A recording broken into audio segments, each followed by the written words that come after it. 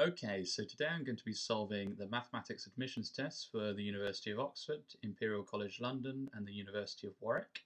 I'm going to be solving it in real time. These are my own solutions, so if they differ from the official solutions on the University of Oxford website, then that is intentional, and maybe these can help you see alternative methods to solve some of these problems. Okay, so without further ado, let's begin.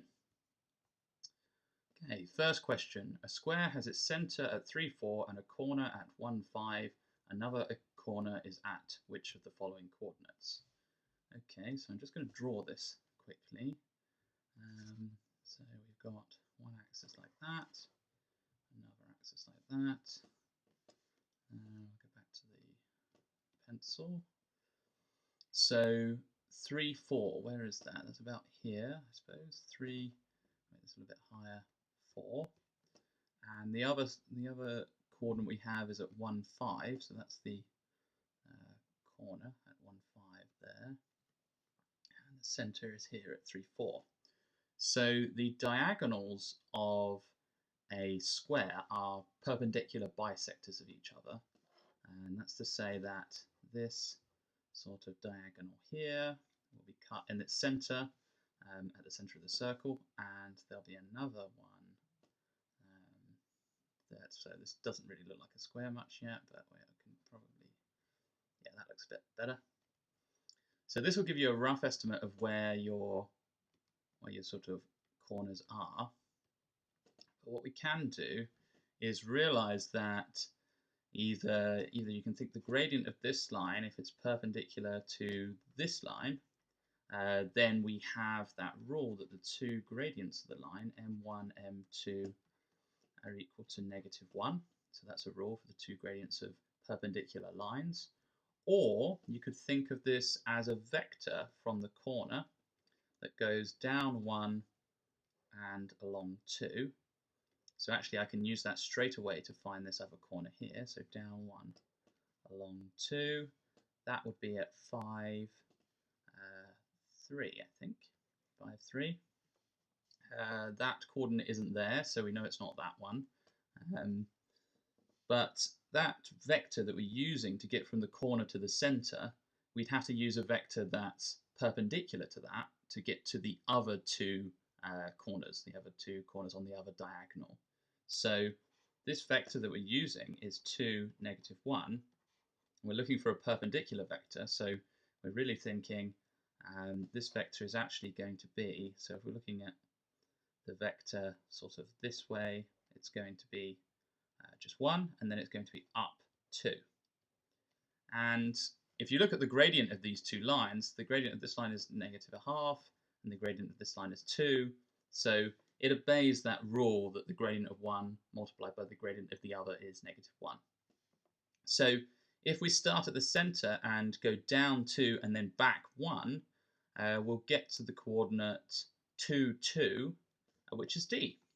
There you are, so the answer is D.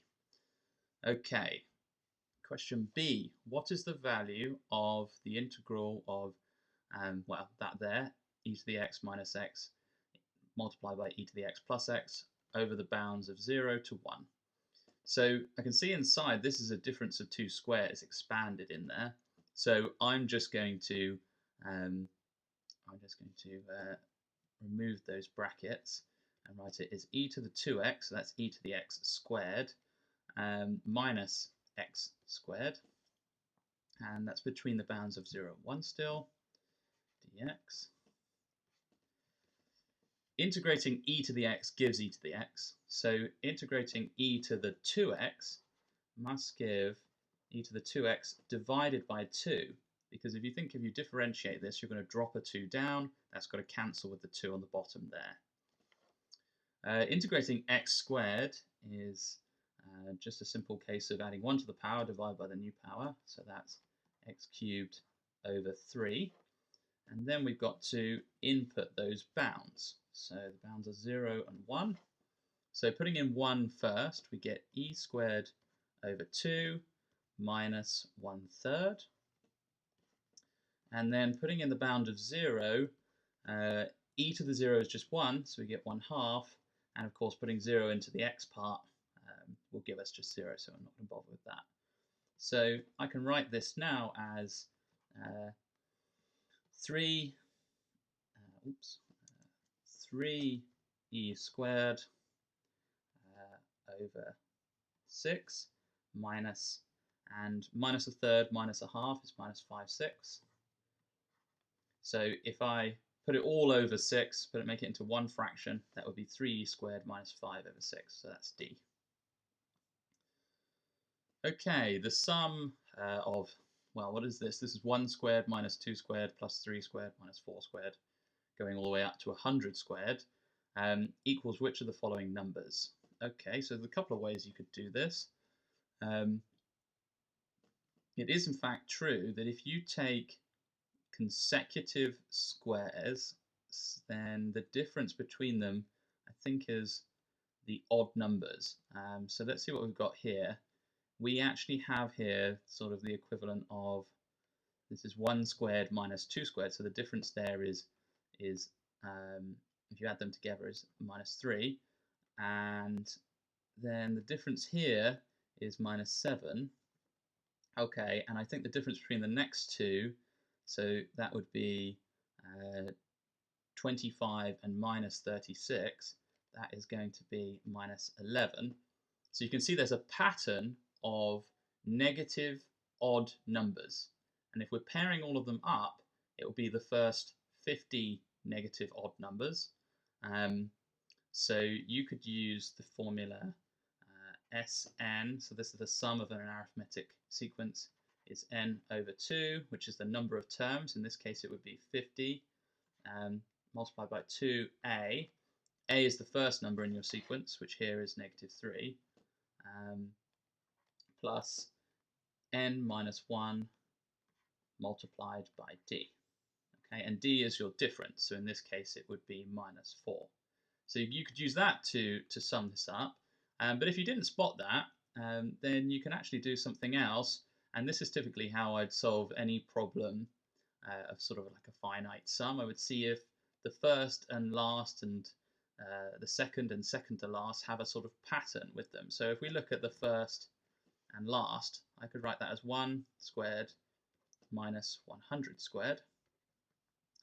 Okay, and then the next two would be, so actually I've got to flip it now, it's 99 squared minus 2 squared, and then it's going to be 3 squared minus 98 squared, and then the pattern is going to continue, but what is going to be the middle two numbers, or kind of our last pair? Well, I can see that the odd squares are all positive and the even squares are all negative, so I think the middle one is going to be 51 squared minus 50 squared. Okay, so each of these is a difference of two squares, so if I write them as the two brackets, I can call it 1 plus 100 and 1 minus 100. Okay, and then this one is 99 plus 2 and 99 minus 2. And this pattern, I think, is going to continue. We're going to have 3 plus 98 and 3 minus 98. And I'll just do our last one here. It's going to be 51 plus 50 and 51 minus 50. So if we look at what's happening here, the first bracket here always equals 101. So 1 plus 100 is 101, 99 plus 2 is 101, etc., etc. So these first brackets are all 101. And then the second bracket, well, that goes minus 99, and then 97, and then minus 95, all the way down to 1. So there will be exactly 50 pairs here.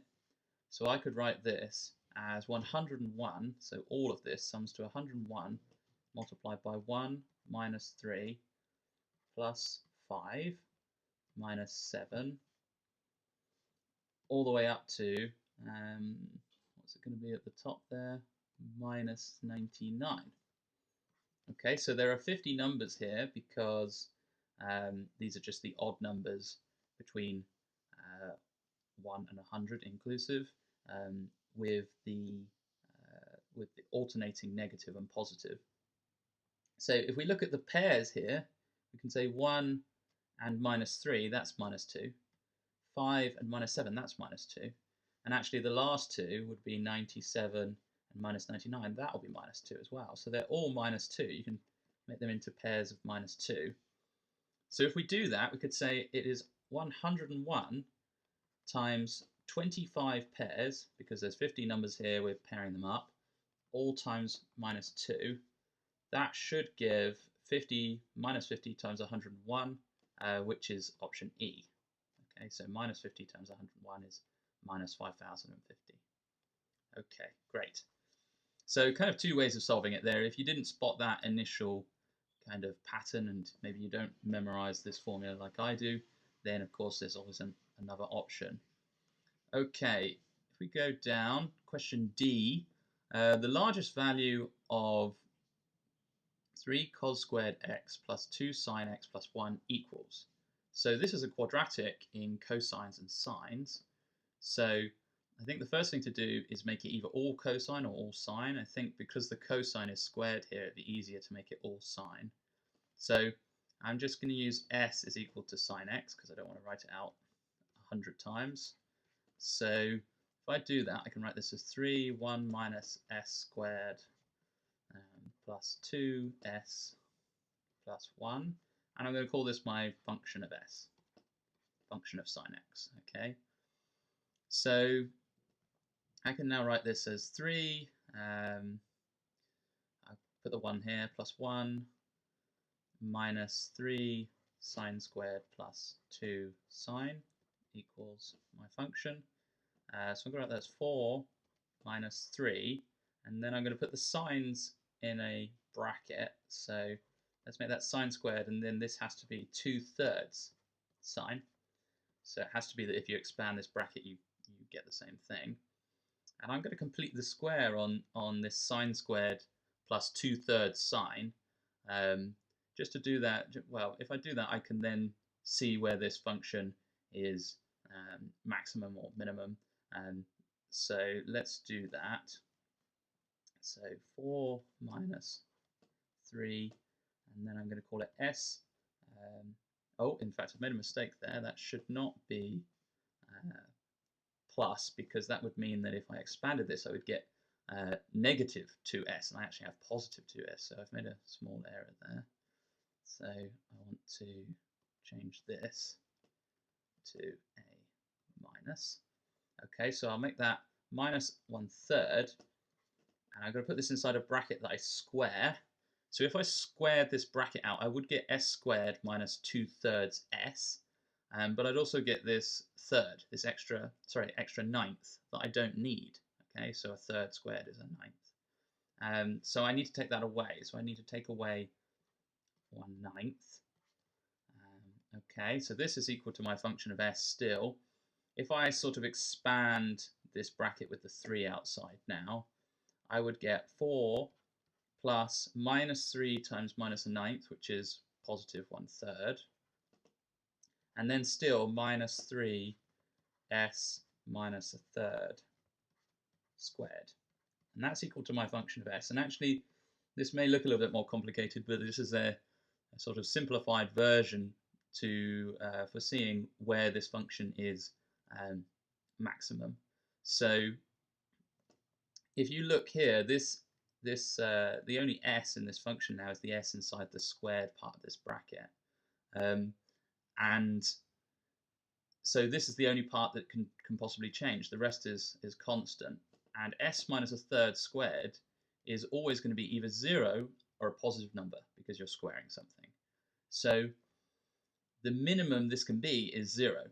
And you want it to be minimum because there's a negative 3 outside. It means it's reducing the value of this function. So if we put in s is equal to 1/3, that would actually give the maximum value of our function f of s, and that would just be at 4 plus 1/3. Okay, and 4 plus 1/3 I think is, yes, it's 13 over 3. Okay, so continuing on. Right, a line is tangent to the parabola y equals x squared at the point a squared, where a is greater than 0. The area of the region bounded by the parabola and the tangent line and the x-axis is equal to which of the following? Okay, so let's draw some axes again.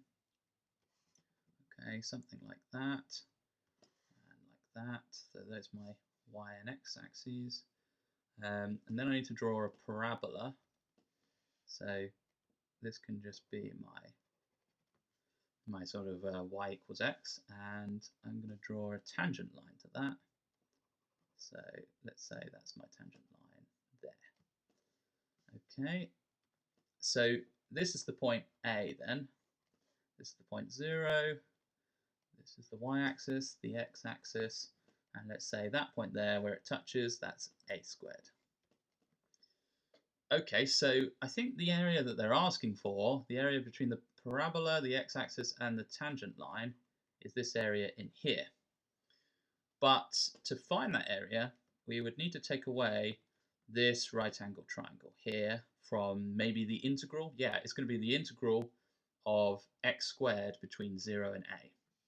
So maybe the first thing to do is to find out the area of this right-angled triangle here. To do that, we actually have the height. The height is just a squared. We need the base. We need to know how far this distance is here. Okay. To do that, we need this point here. And to find that point, we need to know what this tangent line is.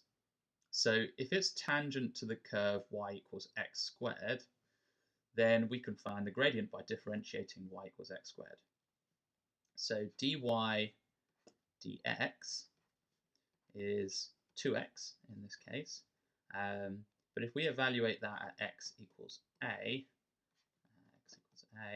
then the gradient of that line is in fact 2a. Okay, and we know some points on that line, so we can write the equation for the line sort of straight away as y minus the y coordinate, which is a squared, is equal to the gradient 2a times x minus the x coordinate, which is just a. Now I don't need to make this look nice. I can just try and find this sort of x-intercept, or where y is 0, by putting in y is 0. Okay, so if I put in y as 0, I get minus a squared. I'm going to expand this now, equals 2ax minus 2a squared. If I move the 2a squared to the other side, so adding 2a squared to both sides, I just get a squared is equal to 2ax, and then I can see that x is in fact a over 2 there. So if this is a over 2, or half of a, then the length of that base of my triangle is a over 2. So the area of this triangle, I'm running out of a little bit of room here, so I'll do it up here. The area of this triangle is in fact going to be the base times the height times a half. So that's going to be a over 2 times a squared times a half. Okay, and that all multiplies to a cubed over 4. Okay, that's looking good because there are a cubed answers there. In fact, I could probably rule out the answers that don't have an a cubed in them now. Now I need to integrate the y equals x squared line between the bounds of 0 and a. So if I do that, I'm integrating x squared between the bounds of 0 and a. We integrated x squared earlier, so that's x cubed over 3 between 0 and a. Okay, so that is in fact going to be a cubed over 3. So a cubed over 3 minus a cubed over 4, that's got to be a cubed over 12. Yeah, I think that works. So that's the answer there, C. Okay, F, part F. Which of the following expressions is equal to log to the base 10 of 10 times 9 times 8, or 10 factorial on the inside? Okay, so thinking about this, they've given us options here that have constant values, and I think the constant values are going to come from log 10 of 10 is just 1. Okay, so the constant values will come from there. log 2, okay, log to the base 10 of 2, and those 2's will come from my 8 is 2 cubed, my 2 is just 2 to the 1, and 4 is 2 squared. But then 6 is in there as well, so you've got to think that those 6's are going to be all of the sort of 2 times 3's that you can get. So one of them might just be 2 times 3. One of them will just be 6, but maybe one of them could be, well, actually, I think is that it? Yeah, let's think about that. But there is no 5, and 5 is a prime number, but then I think what you can do with the 5 is say that all of the 5's are 10 divided by 2. So if you have log 5, you can write it as log 10 minus log 2. We won't do this because we'll do it on the sort of inside, but this log 10 would then be a 1, and you have a sort of minus log 2, so that would take away from your powers of 2. So what I'm saying is I think there's no way of really getting rid of these 7's, so the answers without a 7 there are not possible. The other answers, I think because you have a 5, you're going to get another constant value from the 10 over 2. Okay, so you're going to get another sort of plus 1. You get a plus 1 from the 10, you get another plus 1 from the 10 over 2. And that's why I think you can roll out B because, let's roll it out here, because it's got a 1 at the front and not a 2. So it's either of those two. So let's do this kind of formally now. I'm going to write out 10. So 10 just goes to 1. Okay, 10 just goes to a 1, times 9, which is 3 times 3, times 8, which is 2 times 2 times 2. And actually here I can see a 6. So those two go to a 6. Okay, and you could actually say these two go to a 6 as well. So that and that is another 6. So there's 2 6's already. Okay, so now I have my 7, which of course we know we've got. So I'd say there you are, we've got the 7 now. So that's just a 7. Okay, times 6, that's another 6. So we've got 3 6's so far. So in fact, yeah, and then times, not plus, times 5, which I'm going to call 10. But then I'm just going to cancel this 2. So if you think about it, this is 10 over 2. You can cancel a 2 up here. And that 10 goes to another 1. So that's why we have a 2 on the outside. Times 4, which is 2 times 2. Times 3, there's another 6. Okay, that's another 6. Times 2, and then times 1 you don't need to bother with. Log of 1 is always 0, and of course if you just times by 1 on the inside here, it does nothing. So in fact what we're left with is we've got 4 6's. Okay, I count 4 6's there, but then there are only 2 2's left. There's one here and there's one here. So it is in fact option C because it has 2 log 2 and 4 6's and 1 7. Okay. All right, part G. A cubic has the equation y equals x cubed plus ax squared plus bx plus c. It has turning points at 1, 2, and 3D. For some d, what is the value of d? Okay, so we know it goes through these points. So the first sort of simplest of my sort of simultaneous equations that I'm going to write down here is just inputting this value, well, these coordinates here, 1 and 2. So when x is 1, y is 2, so I can write this as 2 is equal to 1 plus a plus b plus c. Or I might write that a little bit nicer as 1 plus a plus b plus 1 equals a plus b plus c. Okay. The next thing to say is that is actually a turning point. So the derivative of my function should be 0 when x is 1. So let's differentiate this. dy dx is equal to 3x squared plus 2ax plus b, and the constant term c just goes away. So this is going to be nice. It's going to remove one of our numbers, and we're going to be at, well, one of our unknowns, c.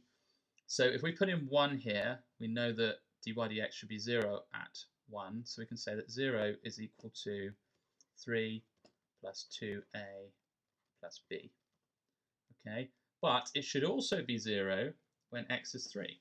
No matter what d is, we know that's a turning point, so we know the gradient is 0 there. So if we put in 3 here, we get 0 is equal to 3 cubed, which is 27, plus 6a plus b. Okay, so these two equations here, I can solve them. Let's say this is equation 2, this is equation 1. If I say equation 2 take away equation 1, that'll eliminate my b. Okay, and I'll end up with, if I do 2 take away 1, 0, 27 minus 3 is 24, 6 minus 6a minus 2a is 4a. So 4a is equal to minus 24, so a is equal to minus 6. Okay, if I put that minus 6 in here, I can say 3 minus 12 plus b is equal to 0. So that would be b minus 9 is equal to 0. So b is 9. B is 9. Okay, I guess now I can put my a and b into here and find my c. So a plus b is just 3. So we can say 1 equals 3 plus c. C is therefore minus 2. Okay, so now I've got a, b, and c. I know what this cubic equation is. If I put in the x-coordinate of 3, I will find the y-coordinate of d. Okay, I'll find the y-coordinate of the other turning point. So putting that in, we get d is equal to 3 cubed, which is 27, plus, minus 6 times 3 squared, which is 9.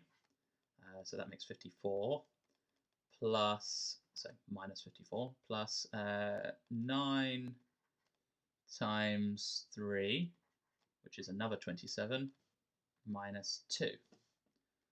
Okay, and I see a pattern here. 27 plus 27 is 54.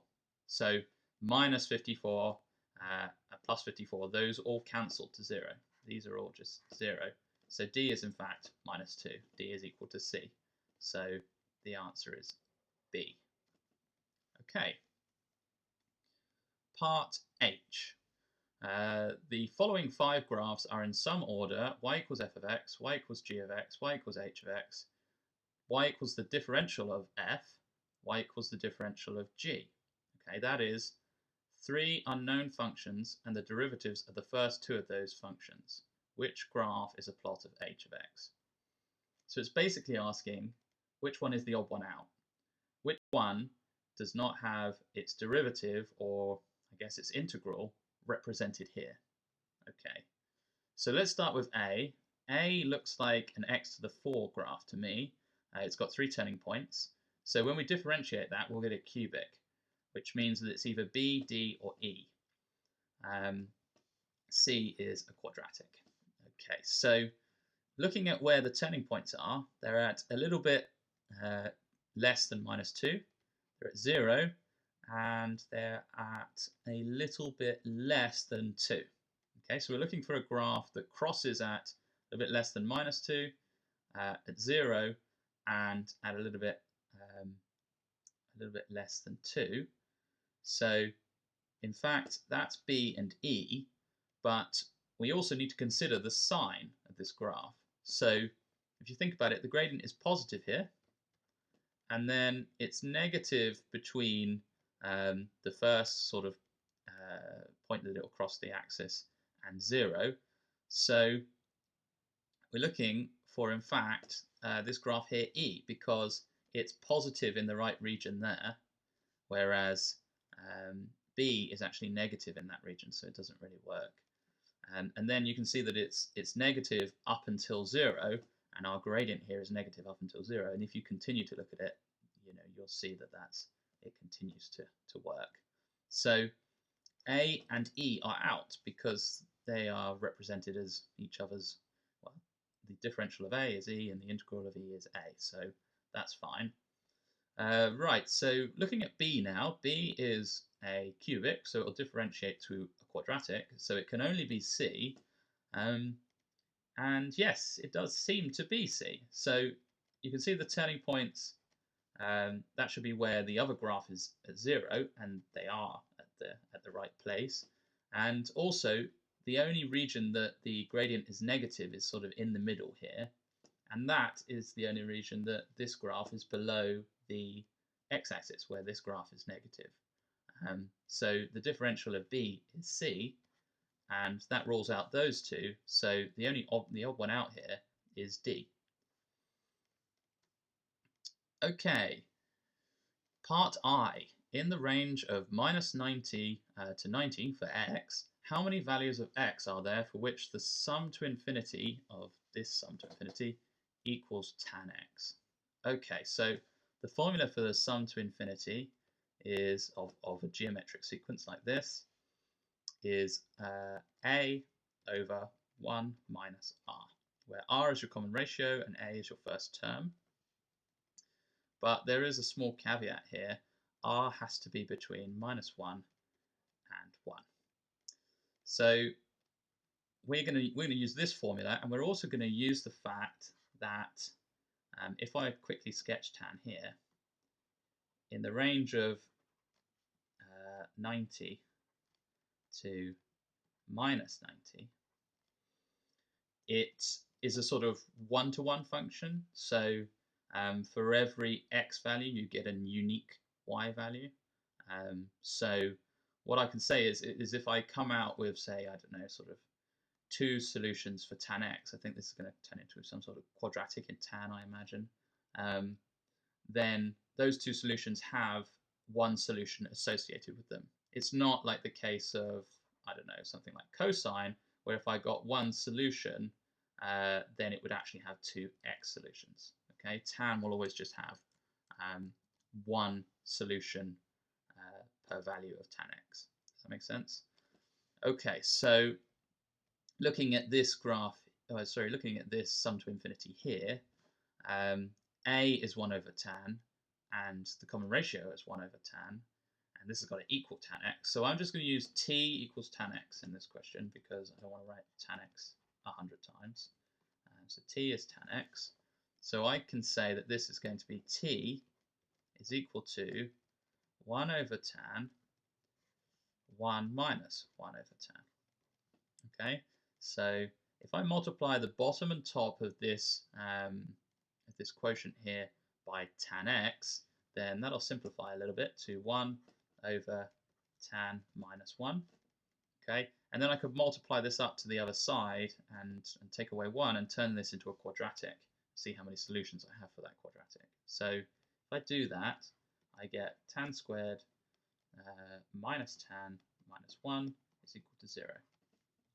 Okay, I can solve this quadratic for tan. The solutions are going to be, well, let's use the quadratic formula. I don't think this factorizes, so minus b is just 1, plus or minus the square root of b squared, which is just 1, minus 4 times 1 times minus 1, so that'd be plus 4. So it's 1 plus 4 underneath the square root, which is 5, and then it's all over 2a, which is just 2 here. So these are my 2 solutions for tan, and these 2 solutions for tan correspond to 2 x solutions. But remember the caveat we had here, that the common ratio has to be between these 2 bounds. So we know our common ratio is in fact 1 over tan. Okay, so we should probably estimate these tan solutions and see if 1 over tan is in this range for each of them. If it's not, then this series wouldn't converge, it would diverge to, go off to infinity or negative infinity or something like that. So, it doesn't really, it's not a true solution. So let's have a look at how sort of big this is going to be. I'm going to approximate root 5 as something a little bit bigger than root 4, which is 2. So if I said this is approximately equal to 1 plus or minus 2 over 2, that is sort of true. So one of my answers is 3 over 2, and my other answer is minus a half. Okay, and those are solutions for tan x. So we know 1 over tan is going to be about 2 over 3 for this one. So 1 over tan, or my common ratio, will be roughly equal to 2 over 3. That's okay, that's in our range. But the other one is roughly equal to minus 2, which is out of our range. So the negative solution here is not a valid solution because the series would, the sum here would diverge. So we can rule out one of our solutions on that basis. And because tan x is 1 to 1 in this range, then we should only get one x solution for our one valid value of tan x. So the answer is B, 1. Okay. Right, part J. Consider a square with side length of 2 and centre at 0, 0, and a circle with radius r and centre at 0, 0. Let AR be the area of the region that is inside the circle but outside the square. Let BR be the area of the region that is inside the square but outside the circle. Which of the following is a sketch of AR plus BR? Okay, so I'm going to start with the kind of limiting cases of this. I'm going to draw a little rectangle here, a little square, there we are. So there's a square, and to start with, our circle is very small, so our circle is just something like that in the middle of our, that's a really bad circle, but imagine that is a circle, okay. So there is our circle inside our square to start with, and it's very small, okay, so it starts from a radius of 0, and that's why with side length of this square being 2, all of these functions start at 4. Okay, so you can't rule any out on the basis of that. But the area of the circle is entirely within the square to start with, so we should start with a function that is the area of the square, which is 4, minus pi r squared.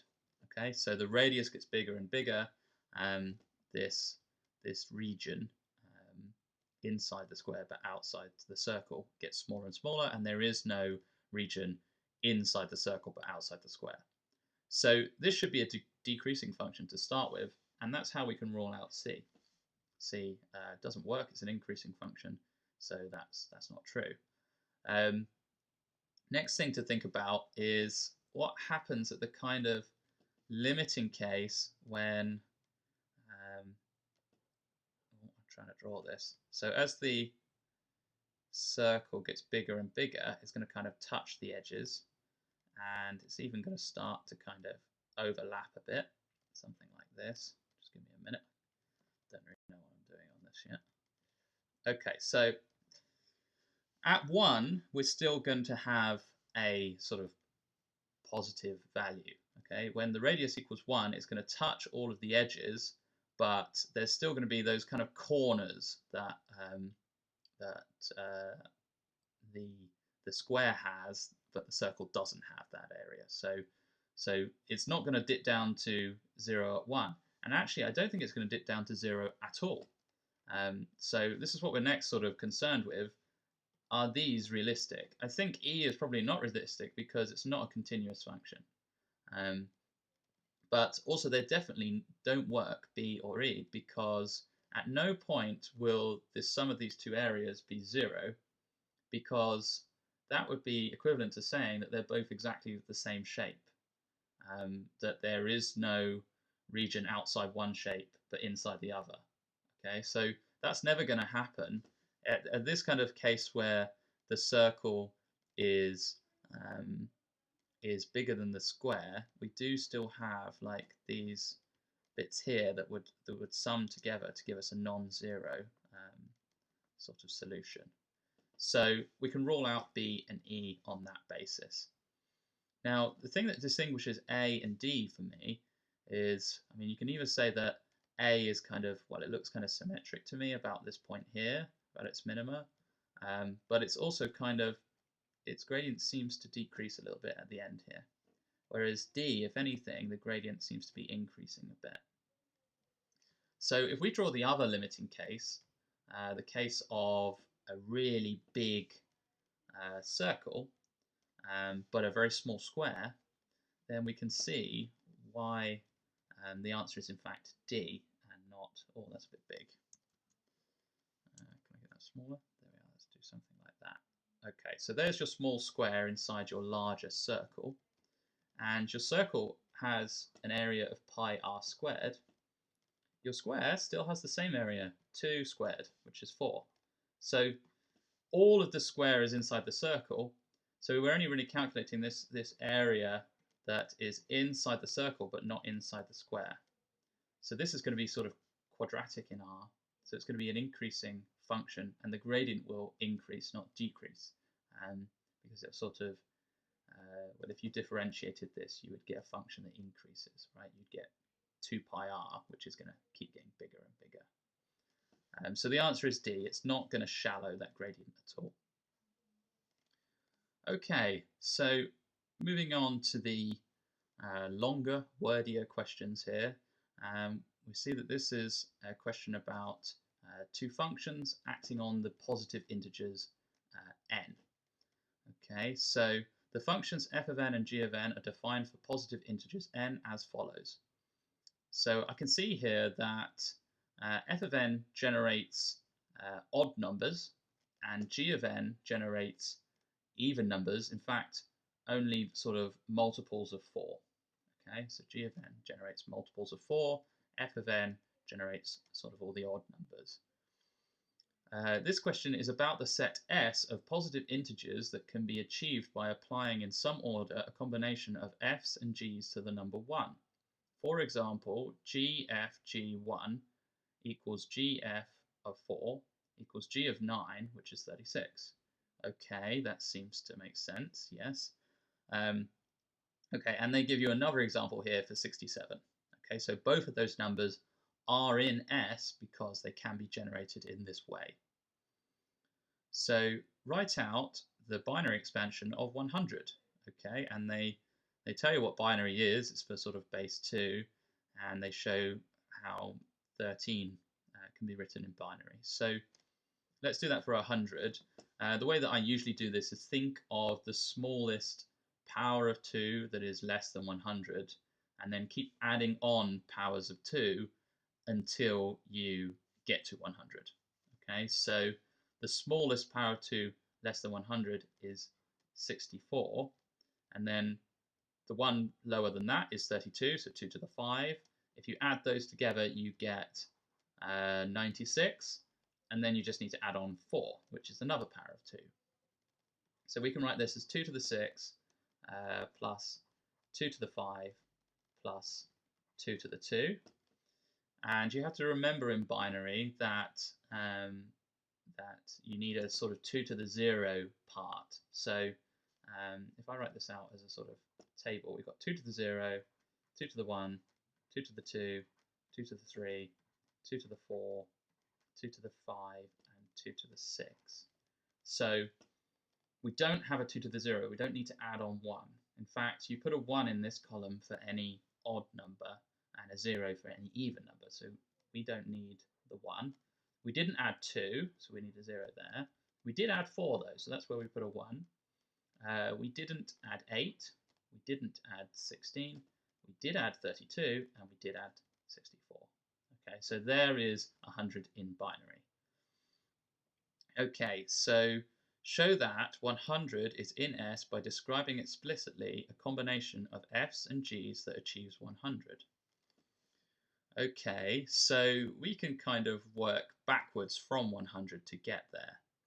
So what I would say is, because 100 is an even number, you have to have had applied G on a number to get 100. Okay, and in fact, we know what that number is. It's 25. If you put in 25, 4 times 25 is 100. So we could first say that G of 25 is 100. And then we've got the number 25. So 25 is now an odd number. So you could only have got to 25 by using F. So 25 is equal to 2n plus 1. Then n is 12. If you take away 1, it's 24. 24 divided by 2 is 12. So we could say that this is g of f of 12. Okay, and then repeating the process, 12 is a multiple of 4, it's 3 times 4, so 12 is in fact g of 3, so we can write this as g f g of 3. And the last step is, how do we make 3? Well, we have to do that with f because it's odd again, and 2 times 1 plus 1 is 3. So we can get there from applying f's and g's to 1. Okay, and that sort of combination is g, f, g, and then f of 1. Okay, so that's your unique combination. Okay, so show that 200 is not in S.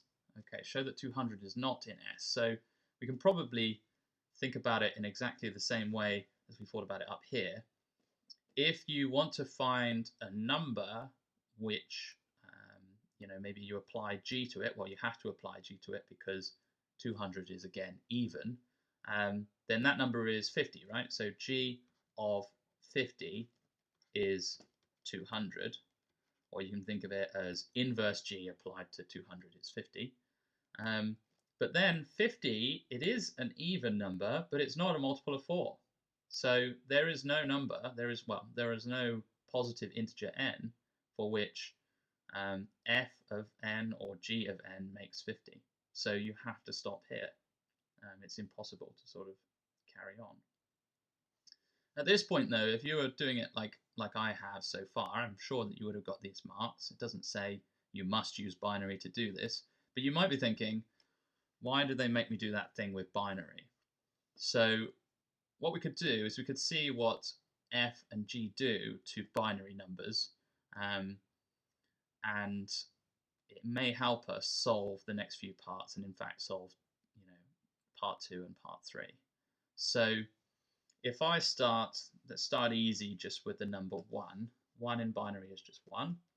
If I apply f to 1, 1 times 2 plus 1 is 3. So that would give me the number in binary 3. 3 is just 1, 1. It's 2 plus 1. If I applied f to 1, 1, it would give me, so 2 times 3 is 6, plus 1 is 7. And 7 can be made of 1 plus 2 plus 4. So that's actually 1, 1, 1. Interesting. It seems that f might just add a 1 on the end of binary numbers. Okay, so it might increase the number of digits by 1 by sort of adding a 1 and shifting all those other numbers over by 1. So we can kind of see if this is going to work by considering a binary number n to be made up of 2 to the a plus 2 to the b plus 2 to the c dot dot dot. Okay, so these would be different multiples of 2 that different powers of 2 that you're adding together here. These are some a, b, and c. So if you think about it, if the number a was like 13, it means you have a 1 in the sort of 13th place. Okay, actually I think it's the 14th place because you have a sort of 0th position as well. Okay, so if we consider what 2n looks like, 2n is just multiplying everything here by 2. So in fact, it changes everything to 2a plus 1 plus 2b plus 1, etc. Okay, so it'll do the same thing to c. And in fact, if you had a plus 1 on the end, okay, a sort of 2 to the 0, then it would make it 2 to the 1. So this would shift all the numbers over and add a 0 to the end. But 2 to the n plus 1 would, in fact, put a 1 in that last position that has a 0 in it when you multiply by 2. So the rule is that f adds a 1 onto the end of a binary number.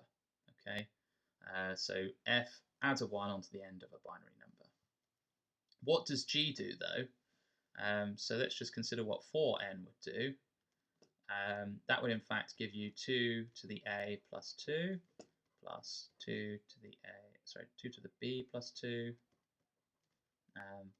dot, dot, dot, dot. Okay, so this is actually going to shift all the digits over by 2, and it's going to kind of append a 0, 0 to the end of these numbers. So you can think of that as if you did happen to have ones or a 1 on the end or a 2 on the end, so it's something that you need to add 1 or 2 to, so like 7 for instance, then multiplying 7 by 4 gives you 28. I think if you put 2 zeros on the end, that should work, right? So this is in fact 4 plus 8 plus 16, which is 28, so it did work. So you just sort of put 2 zeros onto the end of a number when you apply g to it. Okay, so this is going to be very helpful, I think. I think in fact we could show that that 200 is not in S by considering the binary the binary code that encodes 200. So because you're applying this all to 1, so you start with the binary digit just 1, then you apply some combination of F's and G's to this 1. That will give you, so I'm just going to sort of go some combination. Okay, some comm. Okay, that will give you some combination of 1s and 0, 0s. Okay, but you can never get a single you can never get a single 0 on its own, yeah, you can only have sort of these sort of strings. Okay, so if we wrote out the expansion of 200, I'm willing to bet that it would probably have a 0 on its own at some point, and that's another reason why you can't have 200 in S. Okay, so the next part, it says show that if n is in S, then there is only one combination of F's and G's in order to achieve n. So for example, 67 can only be achieved by applying G, then F, then F in that order.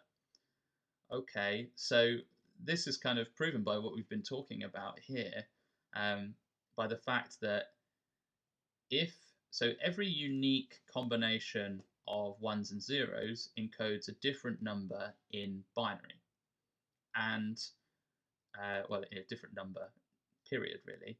And so if you apply G or F at any point, you set what that number is going to be in that order. Okay, so if you apply, so this unique combination here is applying to 1, so we started with this 1 here. Okay, so we applied F, then G for those 2 zeros, then F, then G, then F, then F, then F, then G, then G, then F. So you could only get that order from applying F and G in that specific order. So each unique combination of F's and G's gives a unique binary number, which means that there's no two ways of getting to any number in S. Okay, so yeah, I think that answers this part of the question. It may be a bit harder to get there without using the binary, but I think it's possible. What you could say is that basically every number is either even or odd, or I guess you could say it's either a multiple of 4 or it's odd if it's in S. So if you start with a certain number, it's either even or it's odd. You have to go down one of these branches. So that means that if you start with this n in S, then if it was even, you can apply inverse G. And if the number then was odd, then you'd have to apply inverse F. And there's only sort of one way that you can go sort of down this branch to eventually end at 1. Okay, so it's the same as saying there's only one way from 1 to get to n, because at each point you either have an even or an odd number, and so there's only one option to kind of apply inverse G or inverse F from there to get to n. Okay, so the next part seemed to get a little bit harder. So let UK be a number of elements n of S that lie in the range 2 to the k up until, but not including, 2 to the k plus 1. Show that uk plus 2 is equal to uk plus 1 plus uk. Okay, so it's like saying the number of elements in the sort of in the next section is equal to the number of elements in this section plus in the previous section. And actually, if we look at this range, I think this is actually saying the binary numbers of a certain number of digits. So let's just try k is, I don't know, 3. So we have this 2 to the 4. So this is in fact the numbers 8 up until 15 in non-binary, and number 8 is 0 for 1, 0 for 2, 0 for 4, 1. So that's a 4-digit binary number. The number 15 I think should be written like this. Yeah, I think that works. 1 plus 2 is 3, plus 4 is 7, plus 8 is 15. And then the number 16 would be with 5 digits. So you're sort of jumping into the next number of binary digits. So I guess the first thing to say here is that the elements uk can be written as, so we used k equals 3 here, so there are k plus 1 binary digits to any one of the elements in uk. Okay, so there are k plus 1 binary digits for any one of the elements in uk. But then to create to create the binary digits with at least one more binary digit, you would need to apply f to that. Okay, so if you think about it, if you have an element in UK, so any element in UK, if you apply f to it, you get an element in UK plus 1. So, and also if you have any element in UK and you apply g to it, you get an element in UK plus 2.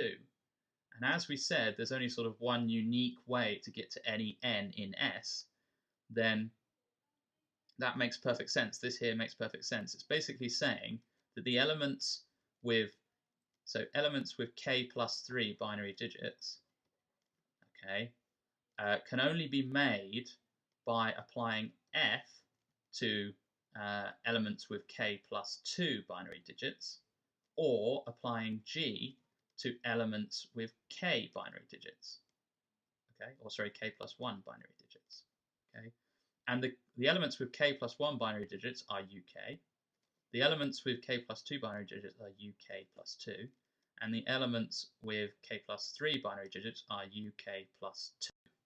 Okay, so as there's only a unique way of getting there, you have to have gotten there by applying f or g to the elements of the sort of in the ranges below. Does that make sense? So yes, this all relies on you having got the previous part correct by considering it in binary as adding sort of 2 digits onto the end. Okay, so the next last part of this question is asking for numbers up to 2k plus 1. Okay, so I think usually when you've got a sort of extra part here, you're going to rely on the solution to the previous part. So I'm going to sort of state this as true, or sort of, if you didn't get this part, if you didn't get part 5, in part 6, I guess you can assume it's true. Here we've proved it's true, or we've sort of stated a very good argument for it being true. So we can use that in part 6, and we're probably going to have to use it in part 6.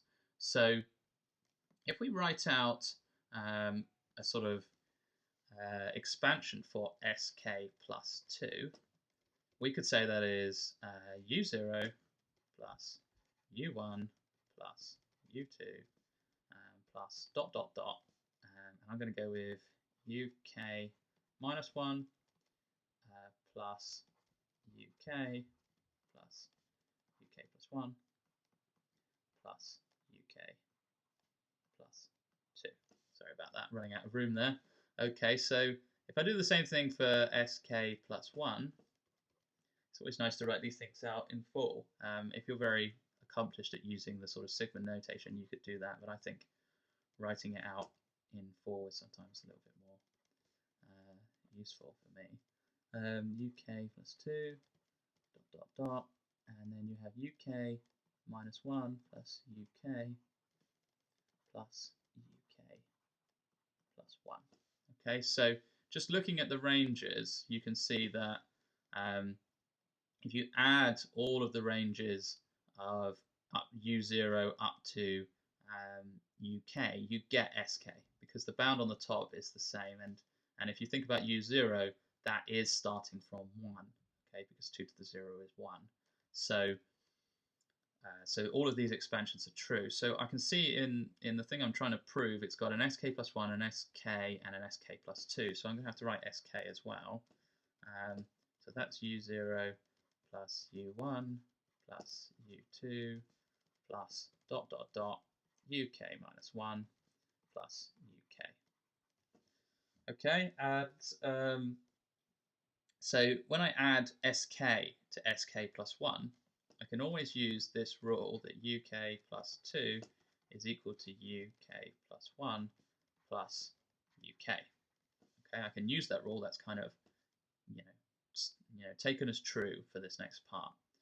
So if I do that, if I add these two together, if I added, I guess we call that equation 1. Let's call that equation 2. If I added 1 and 2 together, I can see there's kind of a pattern here. If I add u0 to u1, then that would give me u2. Okay, u1 to u2, that would give me u3. And if I carry on doing this, so I'm going to get u4 somewhere here. Okay, if I carry on doing this all the way up, so that's going to give me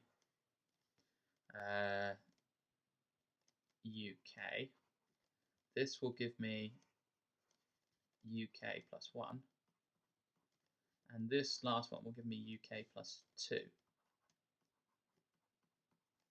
So what am I actually missing here from uk plus 2?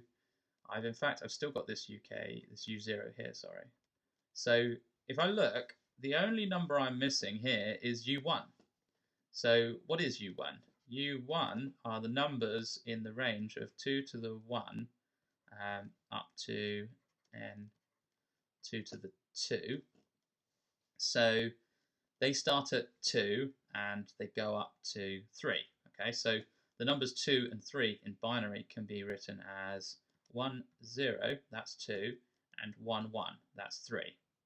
And in fact, 2 can't possibly be in the set S because it's made up of a single 0. We're not allowed single zeros. We add on 2 zeros or just 1s. 1, 1 is 3, and that certainly is in the set. You can think of that as 2 times 1 plus 1, so it's f applied to 1.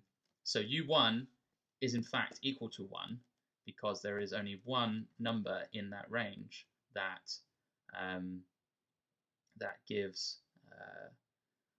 that gives an element in S. So we can say that sk plus 2 is equal to sk plus 1 plus sk plus u1, and that is equal to 1. So that gives the expression that you're looking for in this last part. Okay, cool. So let's go on to question 3. Right, so below is a sketch of the curve S with this equation. The curve crosses the x-axis at the origin at the point A0, okay, and B0, blah, blah, blah.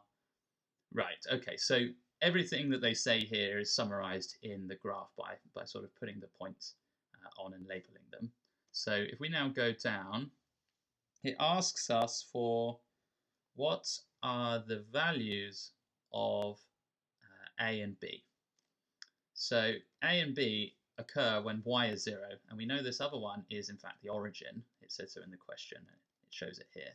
So If we put in y as 0, we get 0 is equal to x cubed minus x, and we can factorize that quite nicely. So it becomes x times x squared minus 1. This is a difference of two squares. This becomes x plus 1, and x minus 1.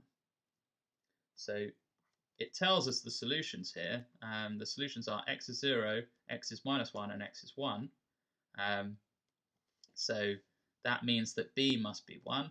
So that must be the point 1, and this must be the point minus 1. Okay. So by completing the square or otherwise, find the value of delta.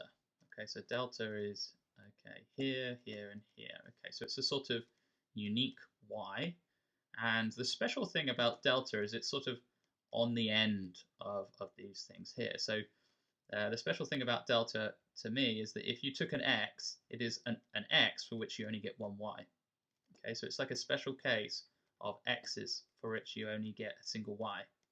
All of the others, you either get no y's or you get two y's. Okay, so if you took an x here, for instance, you would get this y solution and this y solution.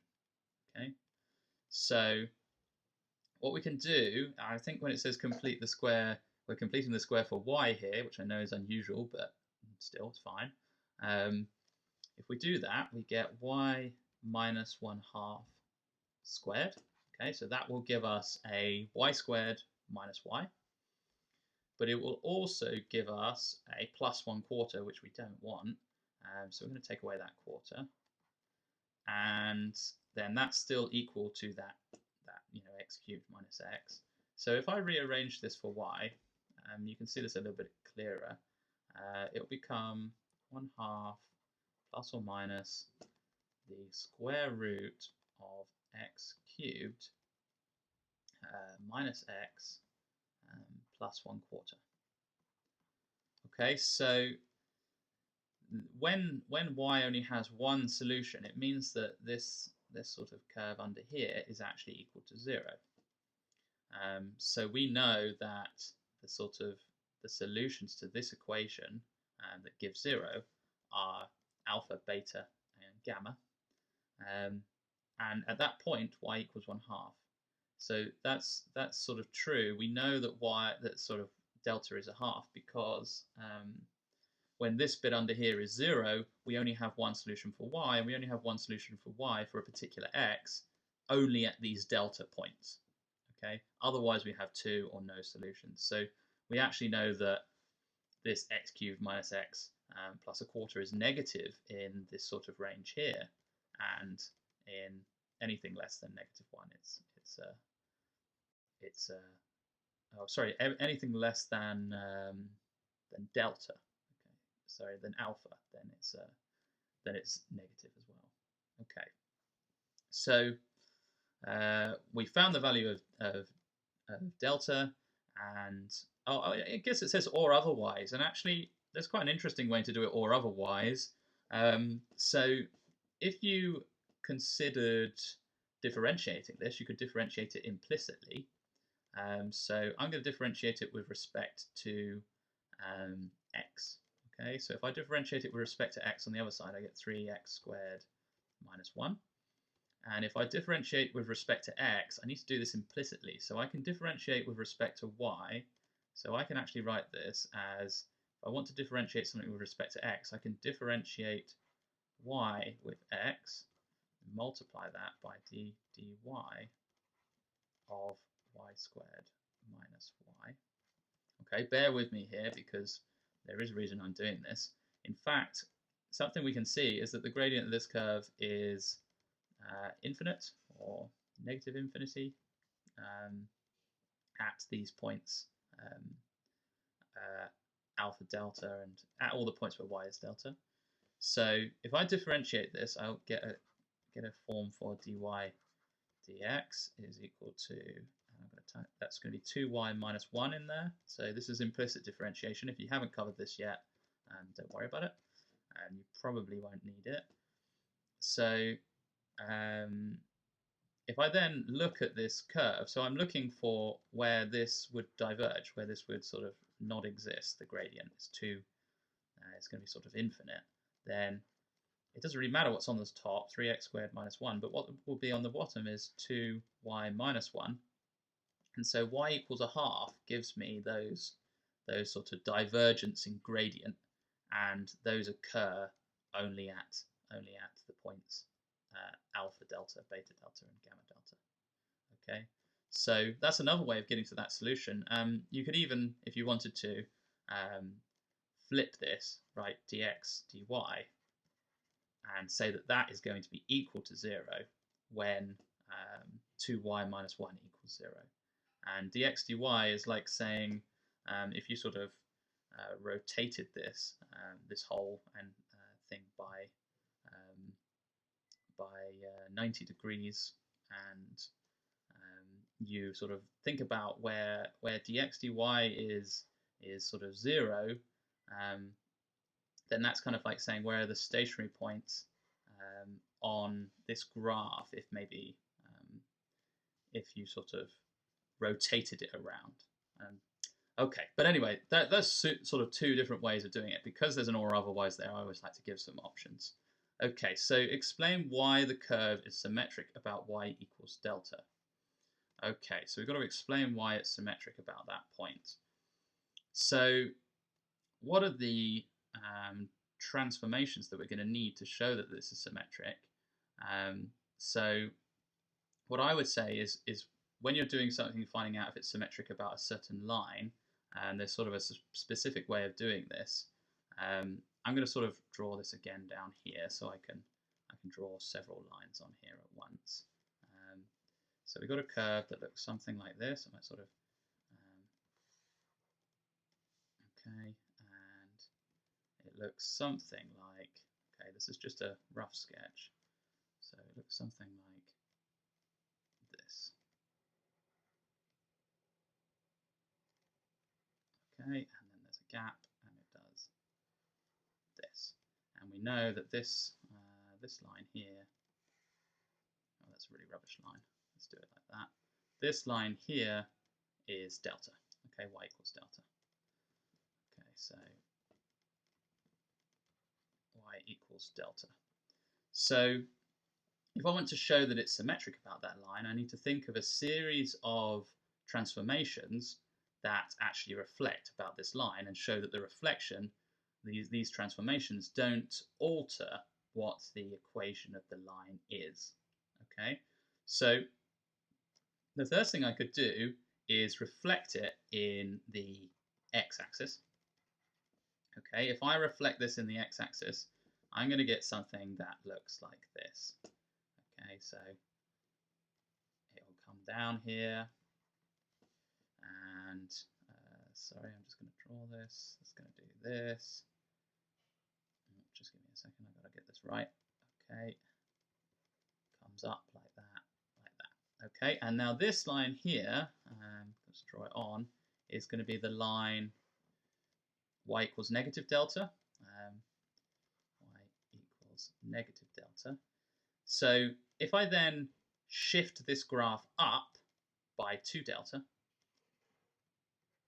that would be equivalent, so sort of plus 2 delta here. So shift this graph up by 2 delta, that would be equivalent to, in fact, a reflection about the line y equals delta.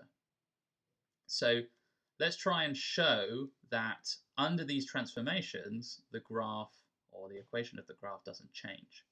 So I can do that. Y minus delta, I'm just going to use delta rather than a half because, you know, you might not have got this part correct, and so you want to still have something. Okay, so don't put in a half, put in a delta, and you've said what delta is, and that's fine. Okay, so that's what we get here. So I guess I'll call that a quarter, or you could call that delta squared if you like.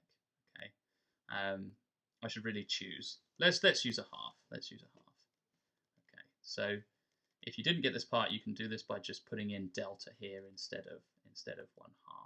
Okay, right. So let's have a look. What can we do? So to reflect it in the x-axis, that is equivalent to changing y to negative y. So the transformation of y to minus y is reflection in the x-axis.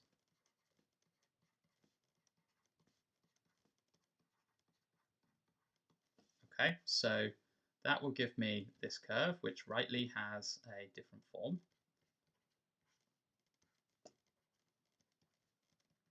Okay, I'm just going to put dot, dot, dot there. Okay, and then the next thing that we could do is, what did we do then? Then we added 2 delta to the in the y direction. So that's kind of a translation upwards by 2 delta. And usually you would write this as x minus, usually we write this as x plus 2 delta, or f of x plus 2 delta if you were doing a sort of y equals f of x. But if you think about that, that's equivalent of doing y minus 2 delta. Okay, that's equivalent of doing a y minus 2 delta. So if I put that in, I'm in fact going to get minus y, and instead of this y, I now put y minus 2 delta is y minus 1 minus 1 half. Minus 1 half, and then that's all squared. So if I simplify this, if I expand this bracket, I'm going to get 1 minus y minus 1 half all squared, and that becomes 1 half minus y squared. And in fact, that is equivalent to what we started with, okay? Because y minus a half squared is the same as a half minus y squared. So these steps, I probably should say at this point here, I am translating by the vector which is 0 in the x, but plus 1 in the y, or plus 2 delta in the y. Okay, so those 2 steps, reflecting in the x-axis and translating, they are equivalent to reflecting in the line y equals delta. And as we've shown that the equation is invariant under these 2 transformations, or under this whole transformation, then we must be symmetric in that line. That must be a mirror line on our graph. Okay, so we proved that part there now. Find a cubic equation in X which has roots alpha, beta, and gamma. Your expression for the cubic should not involve alpha, beta, or gamma. Justify your answer. Well, actually, we kind of justified this earlier when we looked at this bit here. So when y equals 1 half, x should equal alpha, beta, and gamma. Okay, those are the 3 points that it could equal. And when y equals 1 half, we know that that expression underneath the square root must equal 0.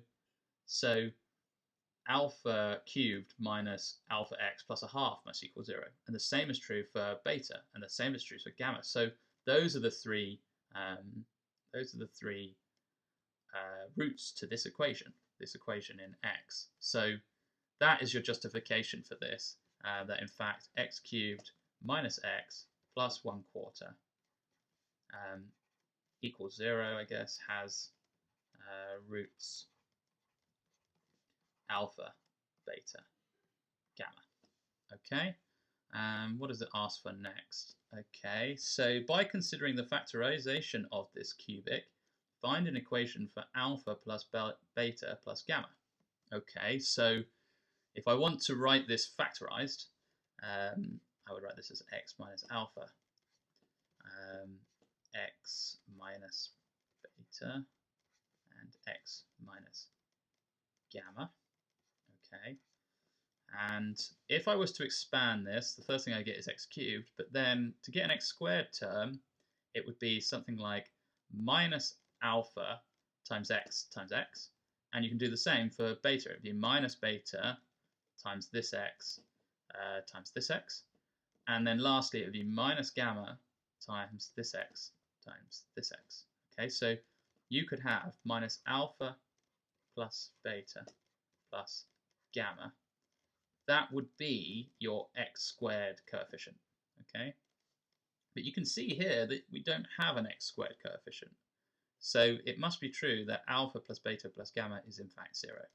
So alpha, beta, gamma equals 0. Okay, lovely. So let's have a look. What's next? Let C denote the circle which has points alpha delta and beta delta as ends of a diameter. Write down an equation of C. Show that C intersects S at 2 other points and find their common x coordinate in terms of gamma. Okay, so it has... Okay, so where's the center of the circle? So the center has a y coordinate of delta, and its sort of x coordinate will be sort of the mean of those two alpha beta points. So or the sort of midpoint, which is alpha. Actually, let's have a look.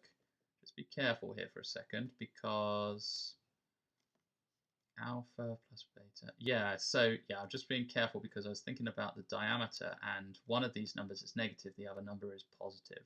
So I've got to be careful there. Yeah, so this is alpha plus beta divided by 2. That'll give me my center, my midpoint. When I'm looking for the radius, though, then let's see what the diameter would be. The length of the diameter would be beta minus alpha, because alpha is negative. You want to find that distance between those 2 points. And then, so if I want the radius, I need to divide that by 2. So that's equal to my radius. Okay, so putting that into the normal formula for an equation of a circle, I get x minus alpha plus beta over 2. I'll put that in brackets. And that's got to be squared, plus y minus delta squared equals beta minus alpha over 2 all squared. Okay, so there's my equation of C. So I'll just do C dot dot. Okay, what did it ask for next? Show that C intersects S at 2 other points and find their common x coordinate in terms of gamma. Okay, so I think what they're going to ask us to do is substitute in for this again to give me a sort of something with just x. So we're looking for where the curve y minus delta squared, that is equal to x cubed minus x plus 1/4, okay, or delta squared. So that is equal to this y minus delta. And if you're looking for where 2 curves intersect, you want to treat them as sort of simultaneous equations and try and sub one into the other. So that's what we're doing here. We're subbing one into the other, and we're actually going to find that now we're going to get something, or we're going to get another cubic, but this cubic might actually have an x squared term, because when we expand this x on this side, we're going to get an x squared term. So we actually know 2 of the solutions to this equation, 2 of the solutions to where the circle intersects the curve up above, and they are at alpha and beta for x, okay, because they told us that they're the ends of a diameter. So I'm going to use gamma 1, a new gamma, or gamma prime maybe, to denote the third solution. So because this is a cubic, it can maximally have 3 solutions, and that tells us that we have 3 roots of this equation, and the third root has two sort of y coordinates. It crosses at 2 points that have a common x coordinate, because as long as that third root isn't equal to alpha or beta or gamma, then we know that the curve from up above has more than one y solution for any point that isn't x equals alpha, beta, or gamma. Okay, so I hope that is clear.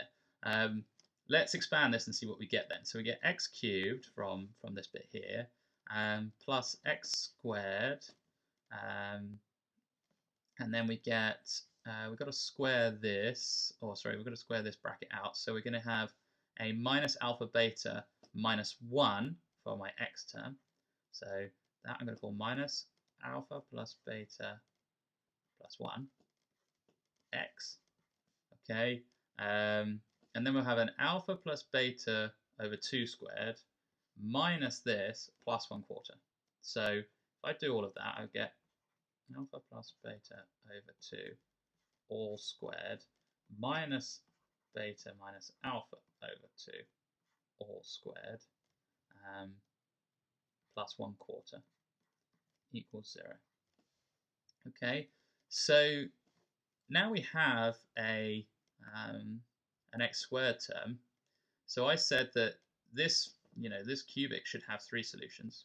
Alpha and beta are definitely still solutions because it touches, right? It touches the ends of the diameter, touch the other curve at alpha and beta, right? But then I'm going to call this third solution gamma prime, and that's just to distinguish it from gamma. So they want me to write this third solution, gamma prime, in terms of gamma.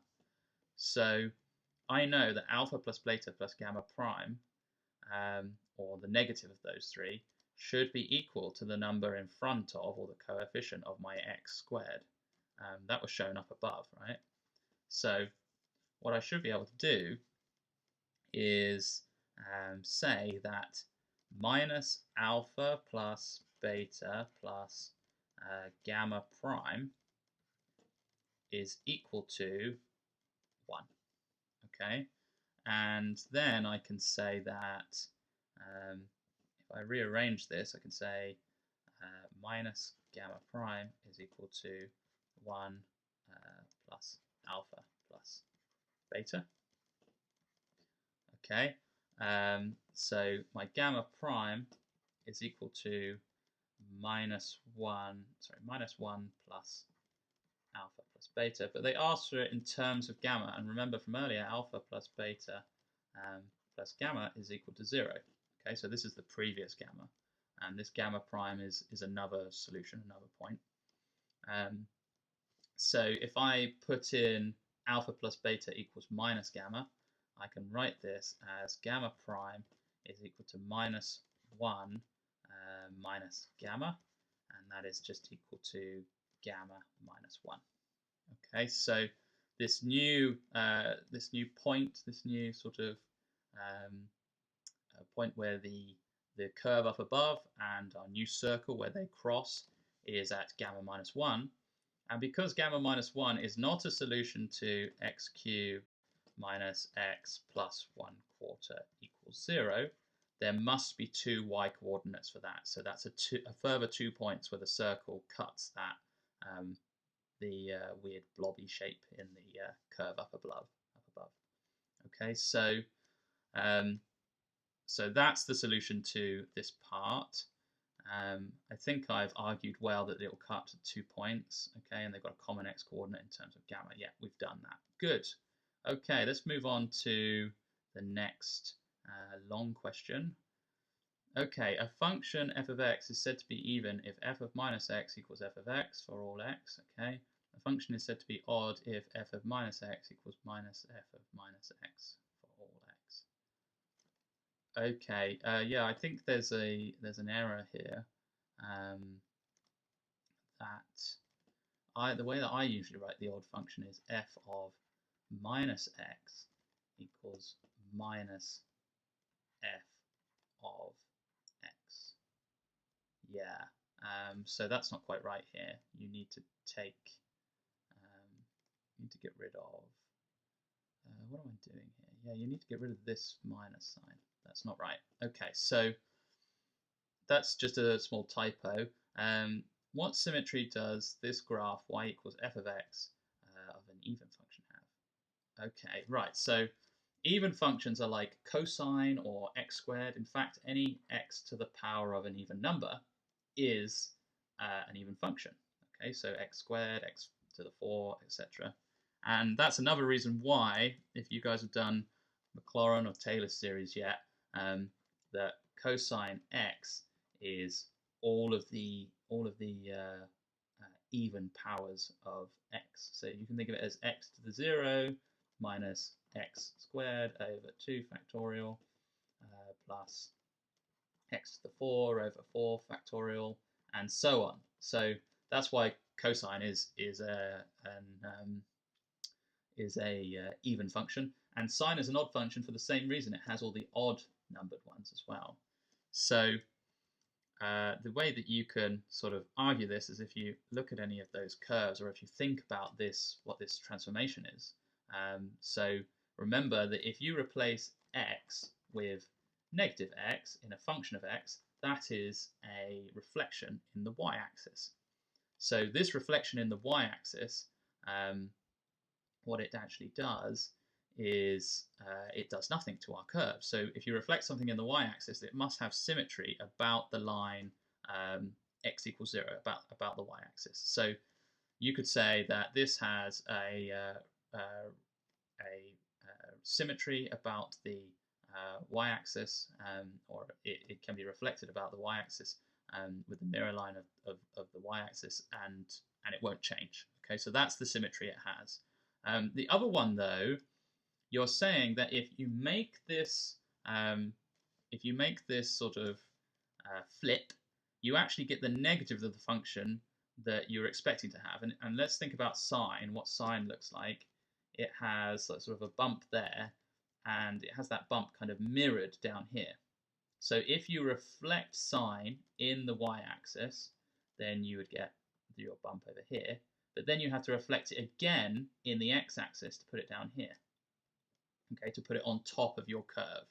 So, so you can either say that this is sort of a symmetry where if you reflect it in the y-axis and then reflect it in the x-axis, you get your curve again. But that is actually the same as saying, let's rotate everything 180 degrees about the origin. And the way that they might like you to say this is a rotational symmetry of order 2 about the center, which is at the origin. Order 2 just means that you only need to rotate it half the circle to get back your function. Or, for instance, if you rotate it a full 360 degrees, you will get your function back kind of twice, one halfway through, the other one at the end. So you could say rotational symmetry order 2.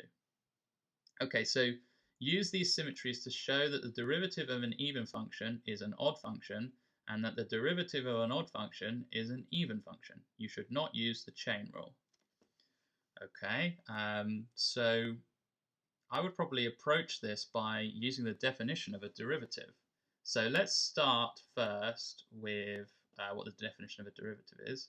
So for a function f of x, f dash of x is equal to the limit as h approaches 0 of f of x plus h minus f of x, okay, all over h. Okay, so if I can show that there's sort of a symmetry about this for odd and even functions, then I can kind of then I can prove this. I think I'm going to end up putting like a minus sign on the outside and showing it's the sort of negative of that, and it becomes odd. So if we say, let's start with even, then we're saying that the derivative of negative of x, okay, that's the limit as h approaches 0 still of this function, but now we've replaced x with negative x, so we get negative x plus h here, and minus f of negative x here, all over h. Okay, so because it's an even function, because we're trying to prove it for even functions here, if it's an even function, the definition of an even function is that that is just f of x. Okay, and maybe we could write this a little bit differently as well. So if I write this as still the limit as h approaches 0 of, I think I'm going to write that as f of maybe minus x minus h. Okay, yeah, that looks good. And then that just becomes minus f of x. Okay, all over h. So again, here we've got a negative of something inside my function. That means that it's just the same as f of x minus h. Okay, so I'm now going to write this. I'm going to take a minus sign out so I can change the order of these two. And I'm going to write it as the limit as h approaches 0 of f of x minus f, and I'm using the fact that this function is even to get rid of that minus sign, and I don't have to put a minus on the outside, of x minus h all over h. Okay, so why does this mean that what I've really got here is negative f dash of x? Okay, why does that mean that that's what I've got there? So this would be a proof that this function is odd. Okay, this would be a proof that this function is odd, but I haven't properly explained why f of x minus f of x minus h over h is the same as our original definition of our derivative. And the reason for that is that derivatives have to be the same if you approach them from the left or from the right. So if you think about it, here what I'm doing is let's just draw a quick function or something. I'm looking at this function, I'm saying I got 2 points, x and x plus h, and I'm bringing them closer together and calculating this sort of gradient of the tangent at those 2 points, just as those points approach each other. But that should be just the same as if I use this other point here to draw my other tangent and make these 2 points approach each other. We would say this function is not differentiable at that point if those two limits approach different things. So assuming it's differentiable at the point x, then the limit approaching as h approaches 0 with the plus h should be exactly the same as the limit when we use the minus h later on. So that's why this does in fact work, and this is proving that an even function's derivative becomes an odd function. We can do the same thing for odd. I think it's very similar, this proof. So what do we do? So yeah, we can say the same thing from this line here, but then, and yes, I think you should be able to.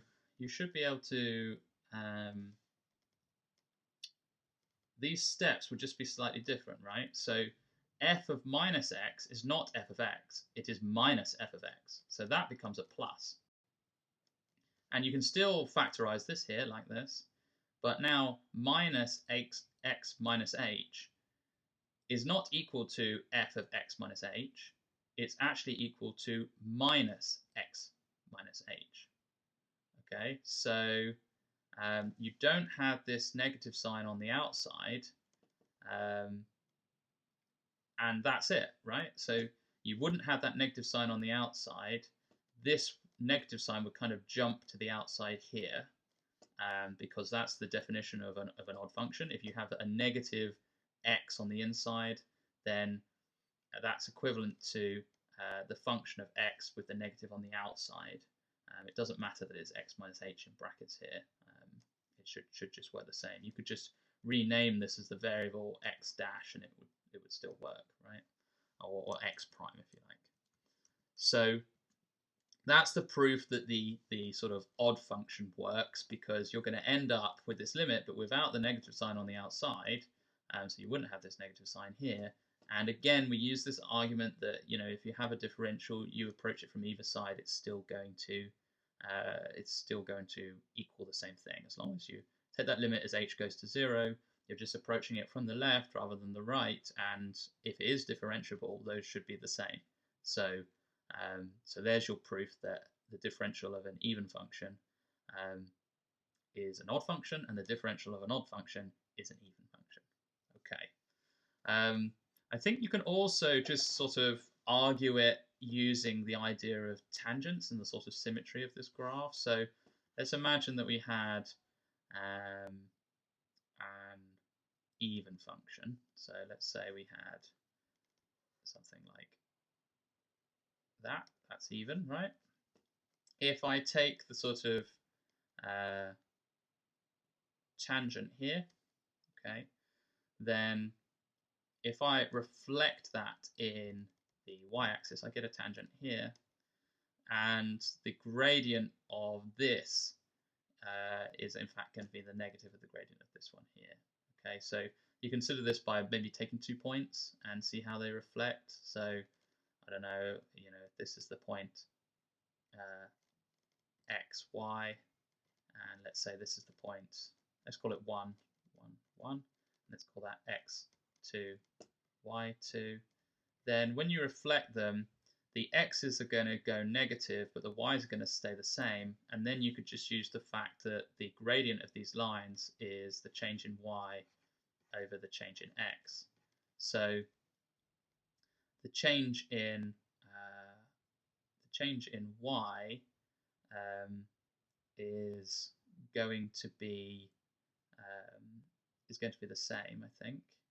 Actually, yeah, it's going to be the same.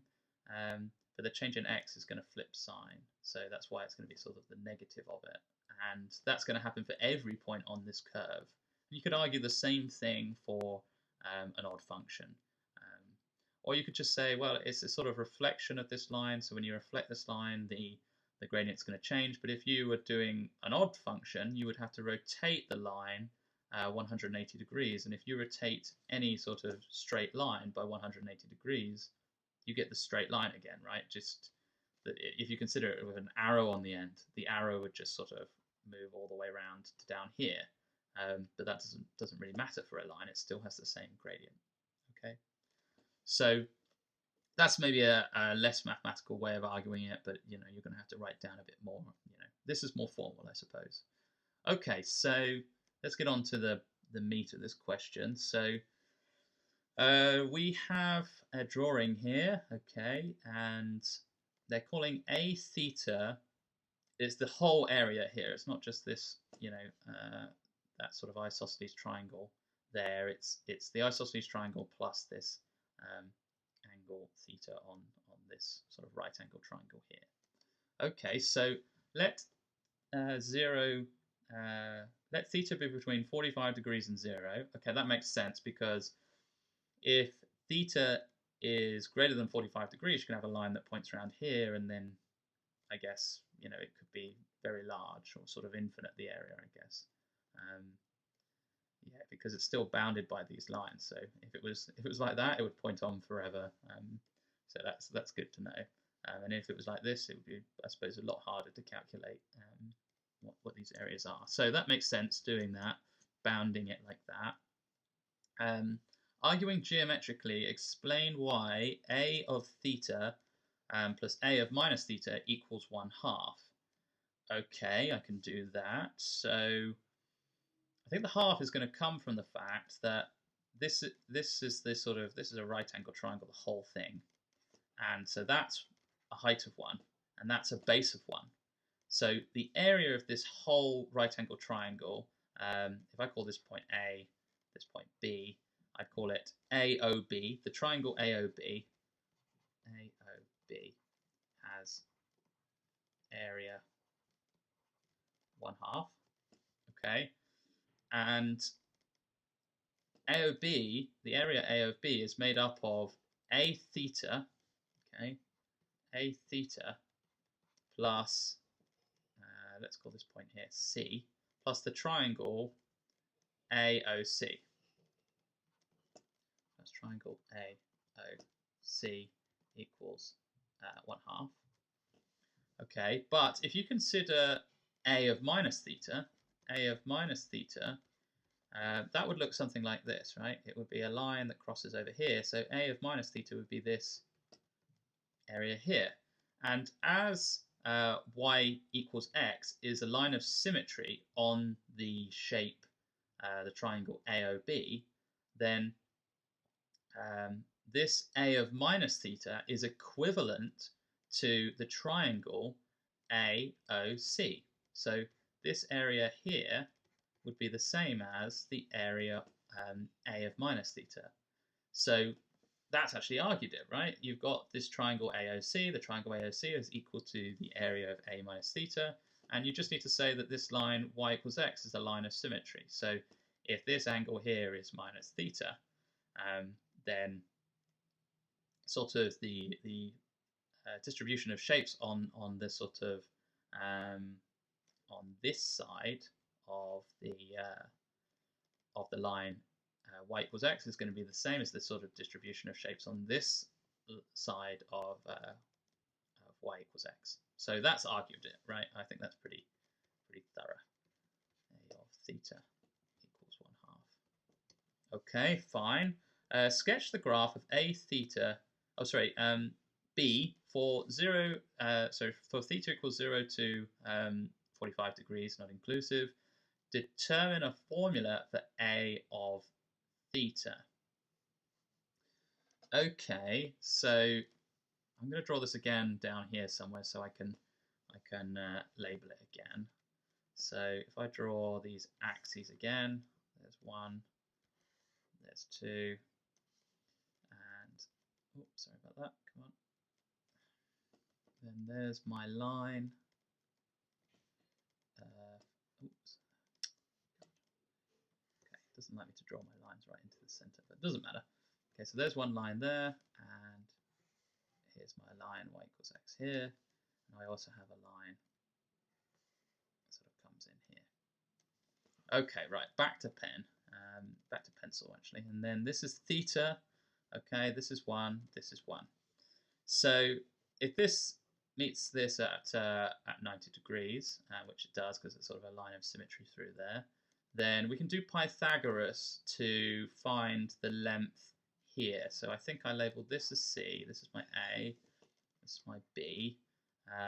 I'll call this M for the midpoint.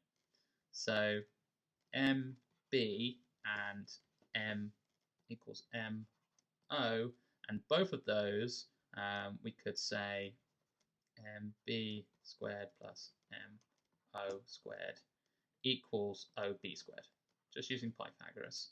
So that's actually equal to 1 and 2 MB squared, because MO squared is MB squared. So MB and MO are equal to 1 over root 2. Okay, that makes perfect sense. You could also think of that as 45 degrees there, and so you could use cosine 45 or sine 45, they're the same. Okay, so doing that, I now know that if MO is 1 over root 2, then CM is actually 1 CM, you could write that as 1 over root 2 times tan theta. Okay, so that's equal to CM, just because, again, this is 90 degrees, and so this length here is your opposite of that angle theta, and this here is your adjacent of that angle theta. Okay, so now I can solve this problem. So the area of the triangle OMB, okay, is just 1 over root 2 times 1 over root 2 times a half. That's just half base times height. So 1/2 times 1 over root 2 times 1 over root 2. Okay, and so that is equal to 1/4. And then my other triangle, OCM, well, that's got a base of 1 over root 2 and a height of 1 over root 2 times tan theta. So doing the same thing, we get 1/4 tan theta. And the area A theta just is adding those two together. So I would write A of theta as 1/4 1 plus tan theta. Tan theta, there we are. Okay, lovely. So that's the formula for A of theta. And I think the next thing they ask you to do is sketch it for, okay, for theta is minus 45 to 45 degrees. So tan theta, I guess I need some more lines now, axes. So let's do something like that. Sorry, it's going to cross these letters here. Back to pencil. So this is 0, this is minus 45, this is 45, this is the theta, and this is a at theta. Okay, so tan theta actually goes through the origin, right? Tan theta goes through the origin, and at 45 it would be 1, and at minus 45 it is minus 1. Okay, so if we shift that up by 1 and then multiply it all by a quarter, its new origin, its new kind of point is going to be about this quarter, and it would normally go up to 1 at 45 degrees, but now it just goes up a quarter, so at a half. And this makes perfect sense. If you think about a of theta being 45 degrees, it would cover that whole triangle. So the area should go up to a half, and it should go down to 0. And that's perfect. There we are. That's what your graph should look like, something like that. Okay, so what does it ask for now? In light of the identity in part IIA, what symmetry does the graph of a theta have? Okay, so I see, right. So, okay, so it does say in light of this a theta plus a of minus theta equals 1/2. Okay, but we can kind of see what's going on here, really.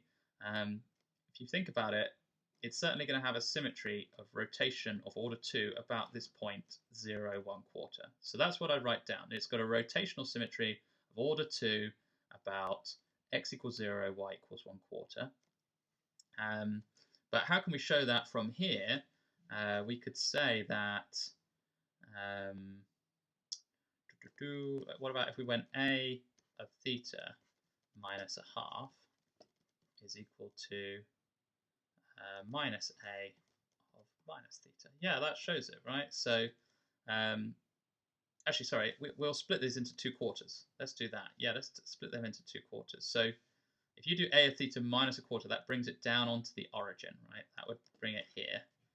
And then, all I need to say is that, yeah, this is it. So, a of theta minus 1/4 is equal to minus a of minus theta minus 1/4. So if you translated it down, if you translate it down by a quarter, it'll be on the origin, and then it has this odd symmetry, right? So it has this.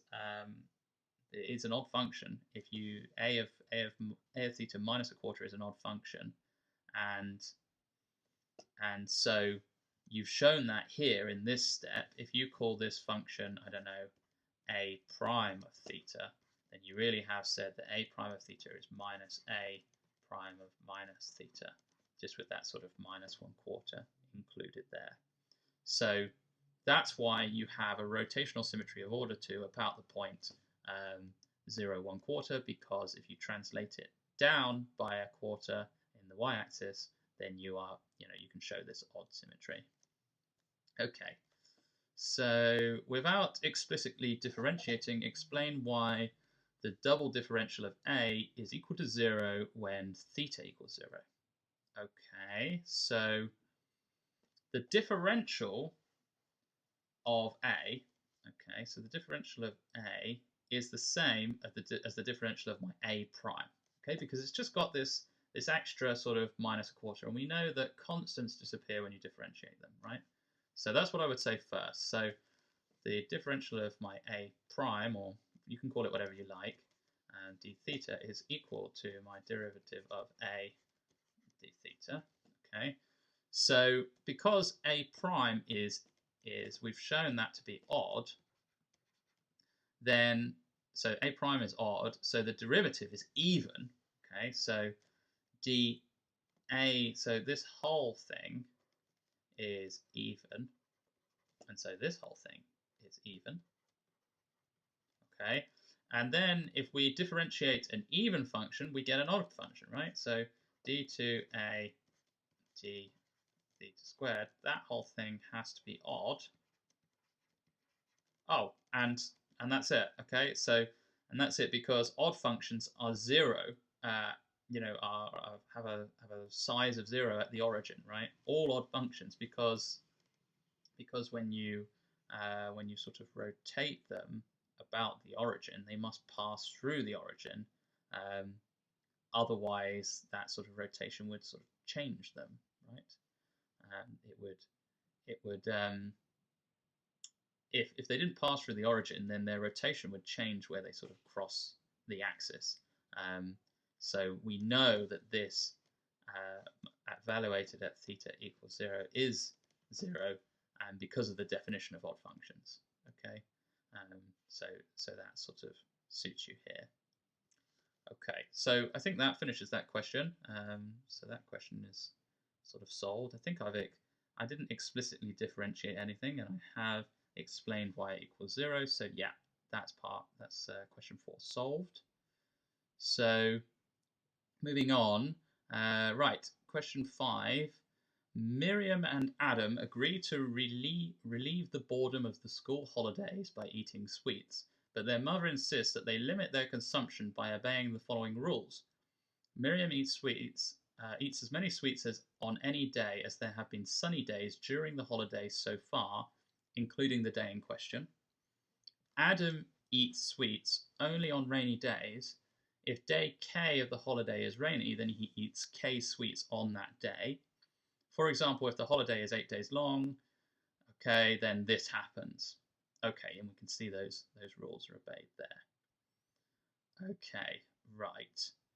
So if the holiday is 30 days long, 15 of which are sunny and 15 are rainy, what arrangement of sunny and rainy days would lead Miriam to eat the greatest number of sweets in total, and what arrangement would lead to the least number? Give the number of sweets that Miriam eats in each case. Right, so if she eats, so if she eats the number of sunny days that have happened so far, including the day on which it is sunny, then you want to move all of your rainy days to the end so that she continues to eat on those days. Okay, so I'll just do it for say 4 days or something. If it was rainy here and then sunny here, you'd go 1, 2, 2, 2. Yeah. So in the case of moving all the sunny days to the front, we go 1, 2, all the way up to 15, and then for the next 15 days, she just goes 15, 15, 15, etc. Okay, so we have 15 times 15 here, which I think is 225, and we have the sum of 1 to 15 here. So 1 to 15, I think there's a formula for this. It's like the triangular numbers. I think it's this. It's m plus 1, something like that. You can use the formula I quoted earlier for an arithmetic sequence with a equals 1 and d equals 1, 2. So actually, yeah, I've made a small mistake there. So this is the formula, plus d n minus 1.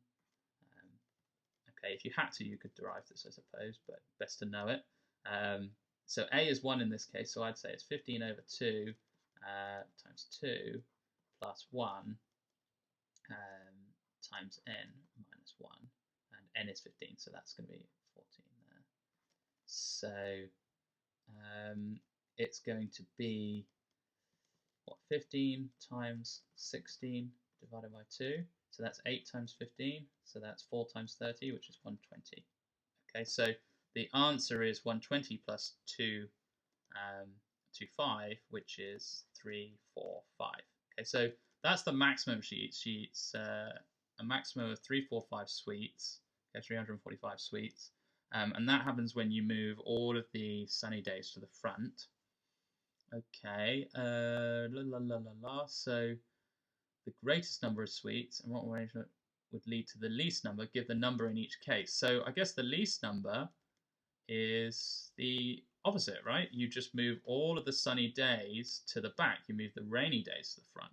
So it's like 15 zeros in a row, and then 1 to 15. And we know what 1 to 15 is. It's just 120. So the smallest number is 120 sweets. The largest number is 345. This happens with all of the sunny days at the front.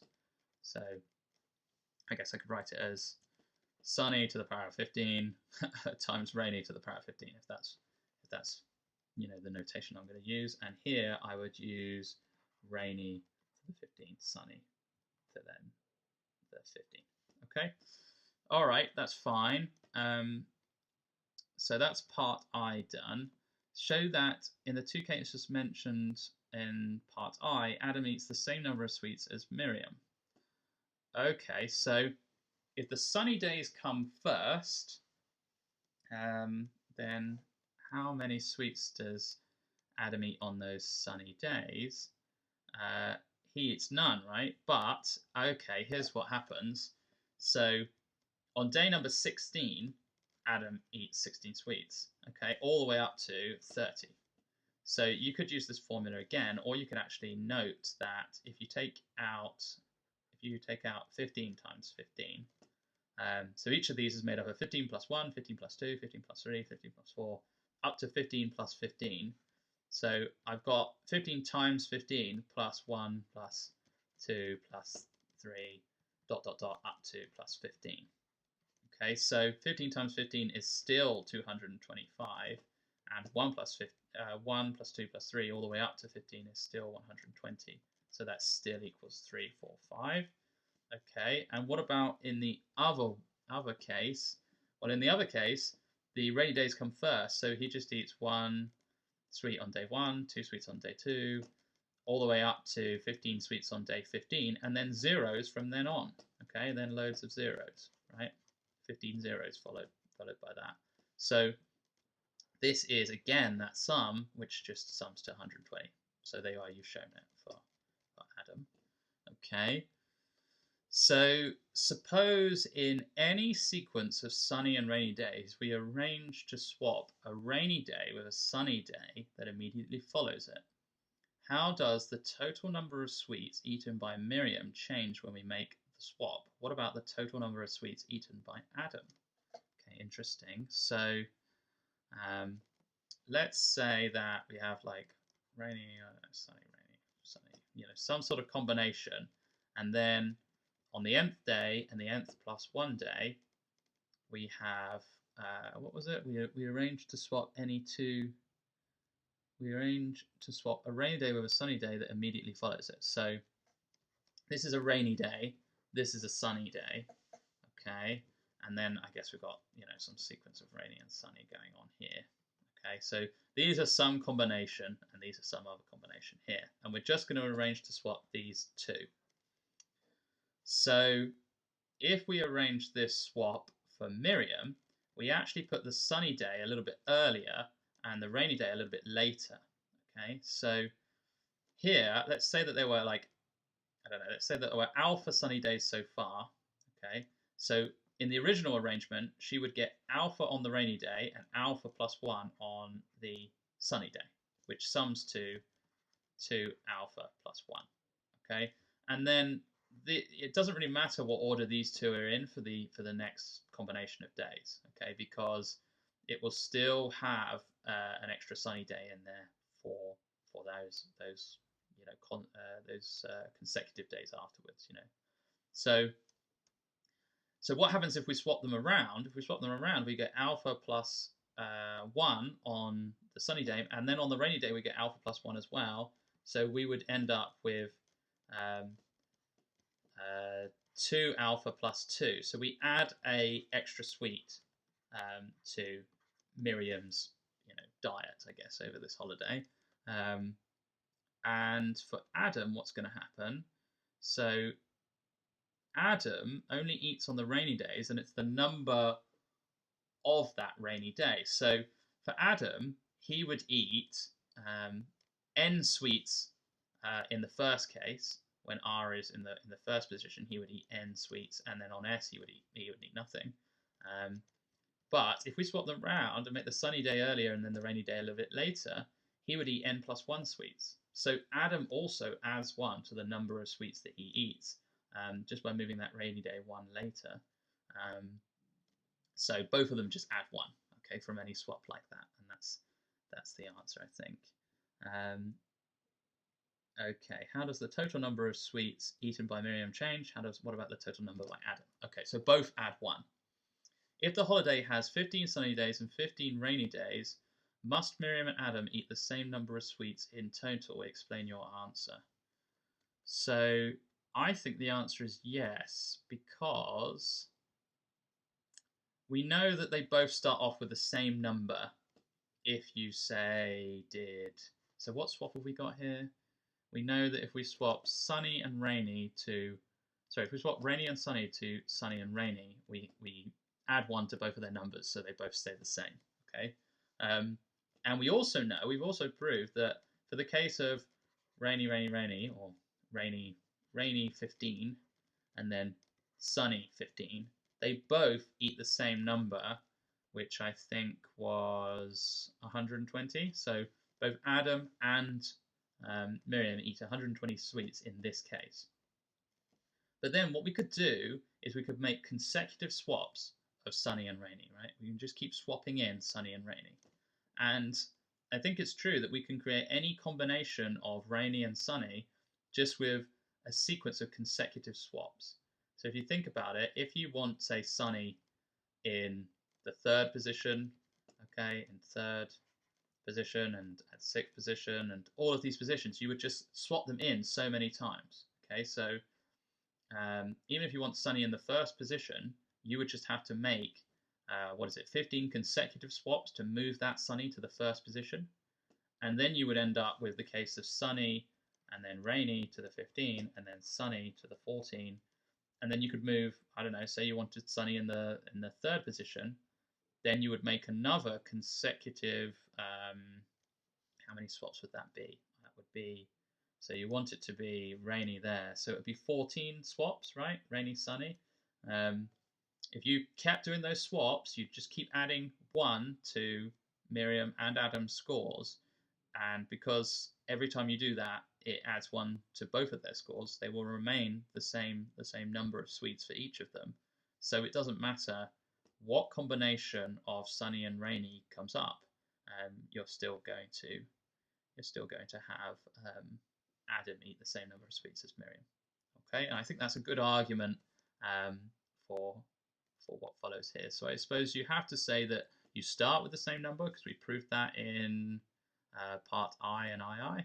Okay, and then you have to say that because we proved in part 3 III that these swaps don't change the number eaten. Well, they increase both of their numbers eaten by 1. Then it's not going to change the overall amount that they both eat. Okay, does that make sense? Or it is going to change the overall amount that they both eat, but they both will eat the same amount no matter what happens. Okay, because you can get to any arrangement by a series of consecutive swaps. It's basically like saying you can put a sunny at any position you like in those 30 slots that you have just by a series of swaps. Okay. All right, let's move on. Okay. Right, the cancellation of the Wimbledon tournament has led to a world surplus of tennis balls, and Santa has decided to use them as stocking fillers. Okay, they do like to be current with the times here. He comes down the chimney with n identical tennis balls, and he finds k named stockings waiting for him. Let G n k be the number of ways that Santa can put n balls into k stockings. For an example, G22 equals 3, because with 2 balls and 2 children, Miriam and Adam, it's those guys again, he can give both balls to Miriam or both to Adam, or he can give them 1 each. Okay, fine. What is the value of G1k for k is greater than 1? Well, he has 1 ball and k children, so he can give the ball to any one of those children. So if it was like A, B, C, and D, he could give the ball to any one of those 4. So it's just k. It's equal to k. So if k is 4, it would be 4 options. If k is any number, it would be that number of options. Okay, what about if he has n balls and just one child? Well, he has only one choice. He gives all of the balls to those children, so it's just one to that children there. You know, that child gets all of the balls. That's the answer. Okay, if there are n greater than 2 balls and k greater than 2 children, then Santa can either give the first ball to the first child and distribute the remaining balls among k children, or he can give the first child none and distribute all of the balls among the remaining children. Use this observation to formulate an equation relating g and k to other values taken by g. Okay, this needs a little bit of thinking about. So if he can either give the first ball to the first child, then distribute the remaining balls among the k children. So if he gives the first ball to the first child, then he would have n minus 1 balls, and then he distributes those n minus 1 balls between the k children. It doesn't mean because he gave the first ball to the first child, he won't give them any more, tennis balls. Or he can give the first child none. And that's like the other option, right? You either give the first ball to the first child and then redistribute the rest of the balls, or you say, right, that child gets 0 tennis balls.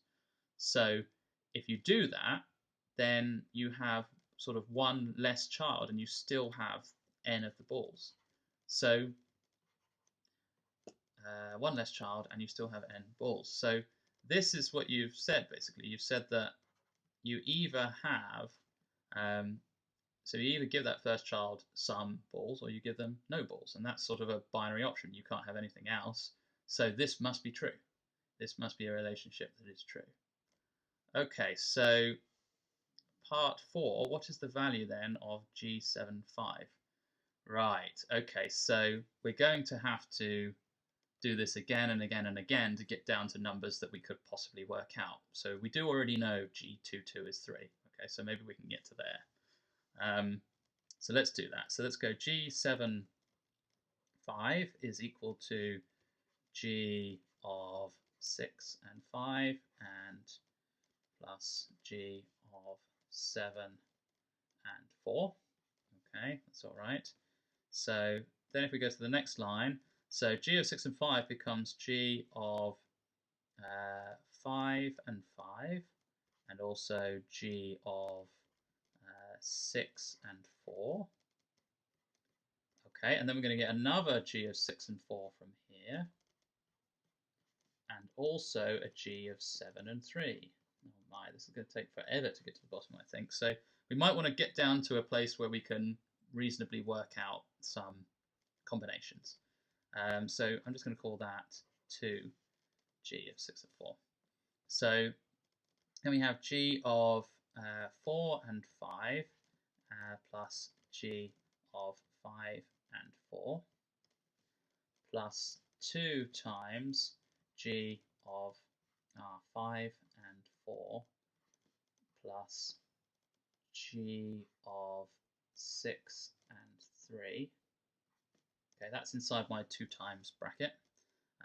Plus G of, again, that's another 6 and 3, and G of 7 and 2. Okay, I'm going to rewrite this. Good job they give you plenty of room. So we only have one G of 5 and 4. Oh, sorry, 4 and 5, sorry. G of 4 and 5 we only have one of. But we have 3 G5 4s. Okay, so we have 3 G 5 and 4. And we also have 3 of G 6 and 3.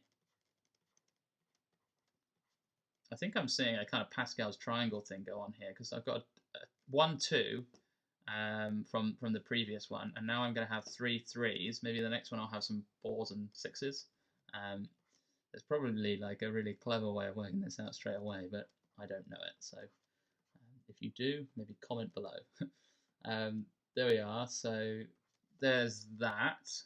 Okay, so the next step, G of 3 and 5 plus g of, what's that going to be? That's going to be 4 and 4. Okay. Plus 3 times g of 4 and 4. Plus, okay, so g of 5 and 3. Plus another g of 5 and 3. Okay. Okay. Plus g of 6 and 2. Okay, that's all in the brackets. Okay, and then plus g of 6 and 2 plus g of, okay, 7 and 1. And this is the first time we've got a 1 in either of the positions. So g of 7 and 1 is 7 balls given to one child, so there's only really one way of doing that. Okay, so we can actually say that this is just 1. Okay, so let me rewrite this as g of 3 and 5 plus 4 times g of 4 and 4 plus, which one, there's probably another one that has a 4, yeah, so this 6 and 2 has a 4, plus g of 6 and 2 has a 4. So even though I'm probably not doing this the optimum way, there is something that's quite helpful here, which is that I can see that I'm on the right track if I have the Pascal's triangle numbers, right? I've got a 1, 2 4s, and now I've got a 6 because I've got a 5 and a 3 inside here, so that's 2 times 3. So 6 times g of 5 and 3, okay, plus, do I have a 6 and 2? I've done my 6 and 2, so plus 1. Okay, maybe I'll do this just sort of a couple more times, and then I'm going to try and work them out. So g of 2 and 5 plus g of 3 and 4 plus 4 times g of 3 and 4 plus g of 4 then 3 plus g of 5 and 2 plus g of 6 and 1. Okay, there's another 1, and that's inside my 4, plus 6 times g of 5 and 2 plus g of 4 and 3. Okay, 4 and 3. Lovely. Okay, so if I neaten this up a little bit, I've got g of 2 and 5, 3 and 4, so I have 5 of them. Okay, so let's just check I've got my Pascal's triangle numbers. So 5 of g and 3 and 4. Okay, and then I have a 6 of 4 and 3 here and a 4 of 4 and 3 here, so that's good. I've got a 10 of g 4 and 3 plus, I should have another 10, hopefully. Yeah, so there's a 4 of 5 and 2 and a 6 of 5 and 2. So, that's a 10 of g of 5 and 2. Okay, and then I need another 5 plus 5 of, let's have a look. Yes, there's a 3 and a, no, we've done a 3 and 4. 6 and 1, maybe?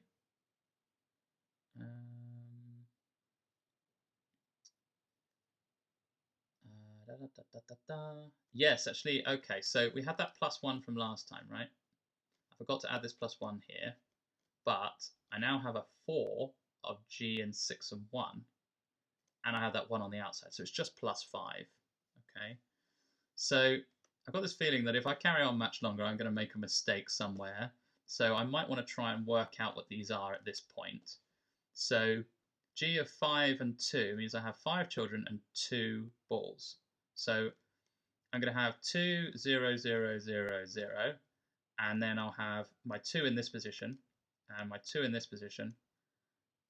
So in fact, I'm going to have 5 different positions for my 2 with all zeros. Okay, so something like this. These are some options, right? Not all the options yet, but just some of the options. Okay. But you can only split it into 2s or 2 1s, right? So the next options are just 1 1 and then 1 2 3, or 0 1 1 1 2, or 0 0 1 1 1. So just try your best to be logical here. 0 0 0 1 1. Okay, so those are 4 more options with the ones in right next to each other. Right, and the last one is when the ones are in different positions. So I might go 1 0 1 0 0, or I'll go 1 0 0 1 0, or I'll go 1 0 0 0 1. Okay, so that's with holding one of my ones at one end. Okay, then I can start to move this one along. So if I go 0 1, then I can have 0 1 0. Okay, or I can have 0 1 0 0 1. Have I had that one before? Just checking. No, I haven't. Okay, I can't have them next to each other because that's not allowed. Now, do I have all of the options here? I'm just checking. No, I don't have 0 0 1 0 1. Okay. So this is G of 2 5 I'm working out here. It might have been smarter to go one lower maybe, but let's hold on for a second, because timesing by 5 and timesing by 10 is pretty easy, so maybe that's a concession that you can make here. So have I got any more? I need to just make sure. I think we're okay, because what's that going to give me? Is that going to give me...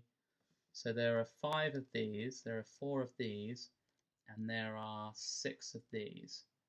I'm just checking if I've got any other combinations of 2 zeros in different positions. So yeah, I think that's it.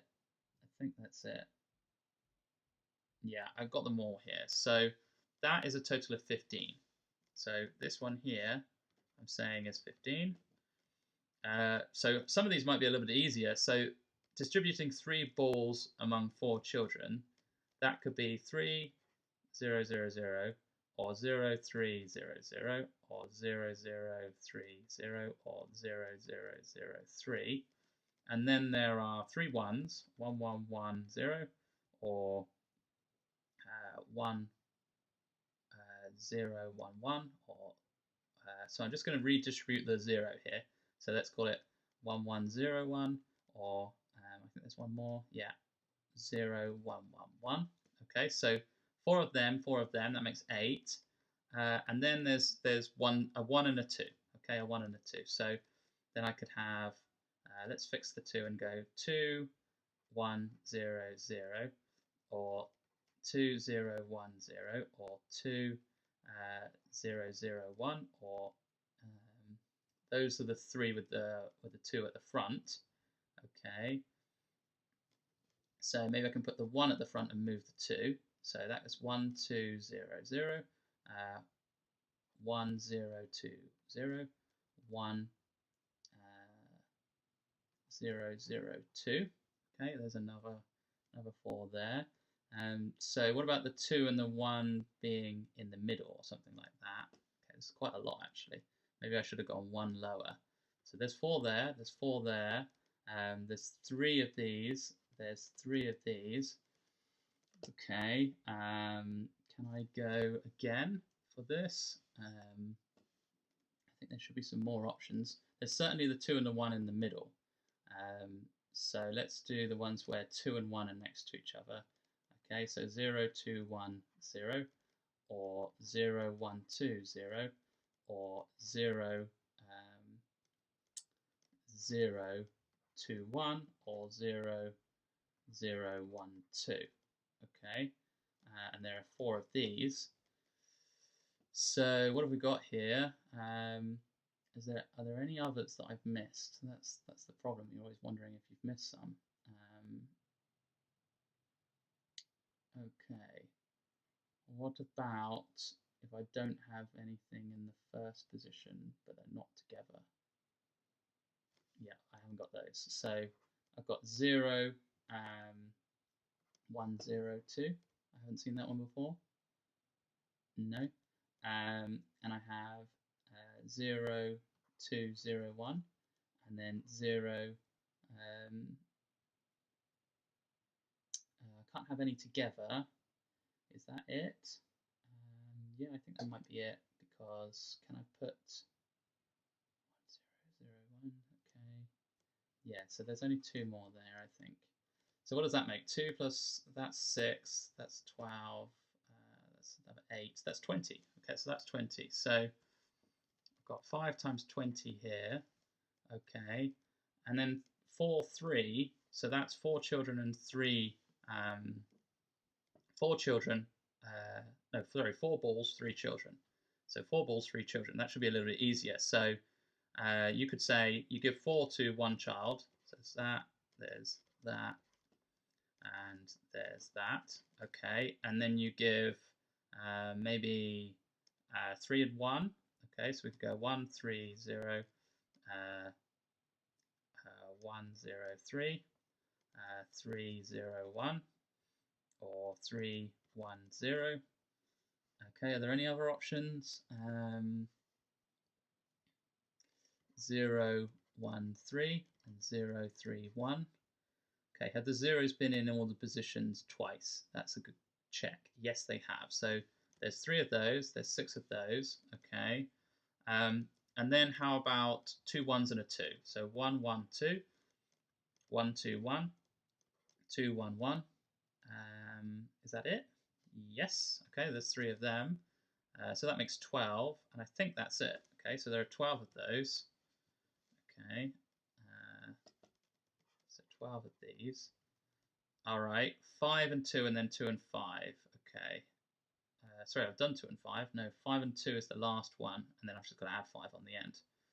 So 5 children, just 2 balls. That shouldn't be too bad either. So let's say we give 2 to each one. So 5 children, no, sorry, 5 balls, 2 children. That's what it is, isn't it? I've just done 2 balls, 5 children. Yeah, okay, so 5 balls, 2 children. So I can either give 5 to one or 5 to the other one, or I could give one of them 4 and the other one 1, or the other one 1 and this one 4.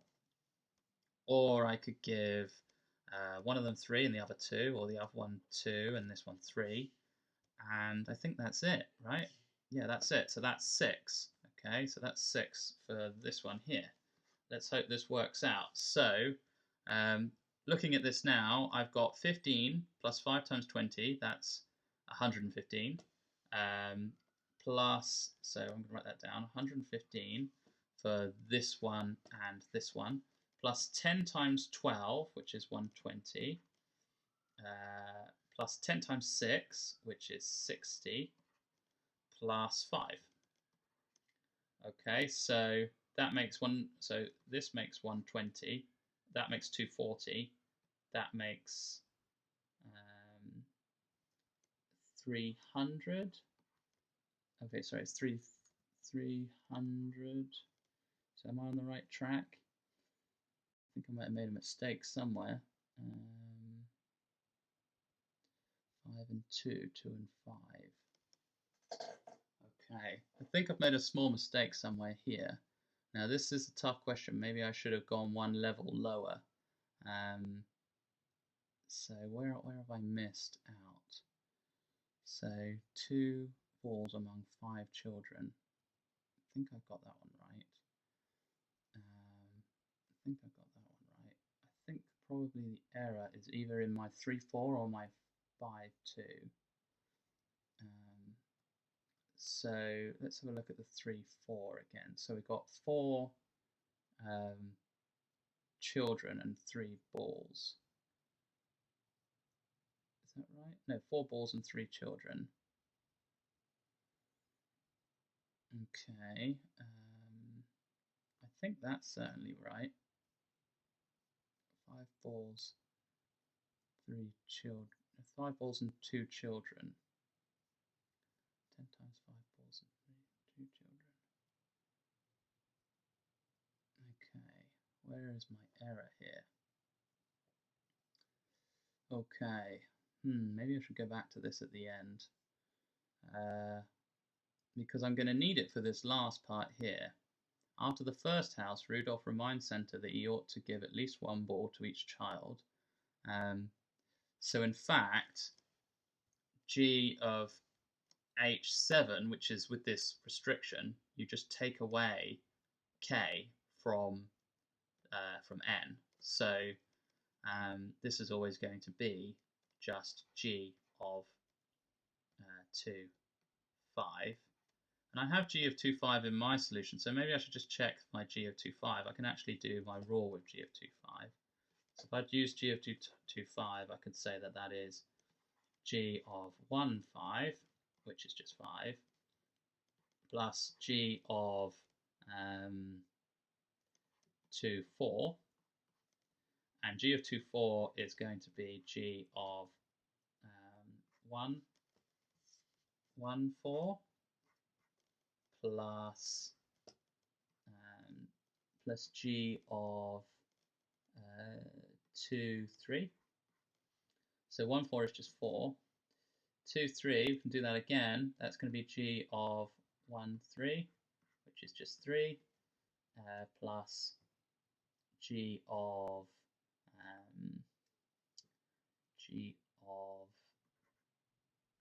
2, 2. G of 2, 2, we were told that's 3. Okay, so that makes 6 plus 4, that is 15. Okay, so the last question, the answer is 15. And now I've checked this step here. That's 15 for certain. G of 3, 4 is 20. That's possibly where I'm making a small mistake.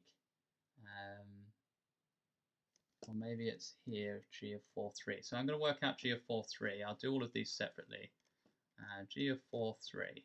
What's that going to be? That will be equal to g of 3, 3 plus g of 4, 2. Okay, which is equal to g of 3, 2 plus g of 2, 3 plus g of 3, 2 plus g of 4, 1. Okay, so g of 4, 1 is just 1. And then it's 2g of 3, 2. So 2 times g of 3, 2 is g of 2, 2 plus g of, so g of 3, 2, we could also call that g of, that would split into g of 3, 1 as well. So that's these two, plus g of 2, 3, which we could write as g of 2, 2 plus g of 1, 3 plus 1, plus the 1 on the end. Okay, so we've got one ball to distribute between 3 children, so that's 3. We've got 2 balls to distribute between 2 children. That is 3 options as well. So that is also 3, and then 3 balls with 1 child, that's 1. So that's 2 times 4 plus 3 plus 3 plus 1. Okay, 2 times 4 is 8, plus 6 is 14, plus 1 is 15. Okay, I've checked that now. So is that what I got? No, I got 20 there somehow. So do I believe my answer? No, that was g of 4, 3, right?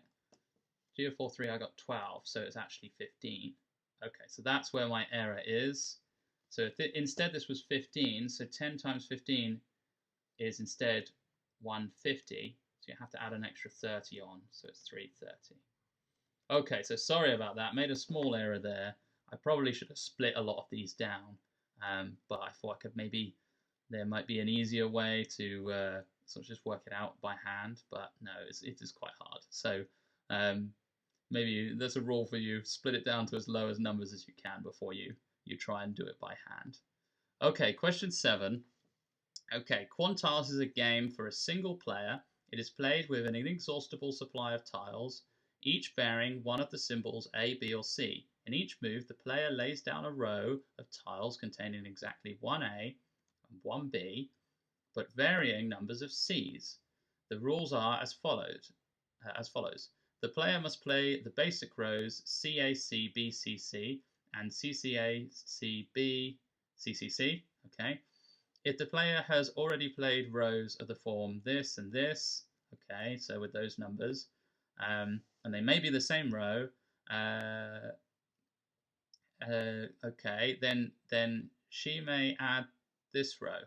Okay, so you kind of create new rows that you can then use later in the game by just compounding the number of C's.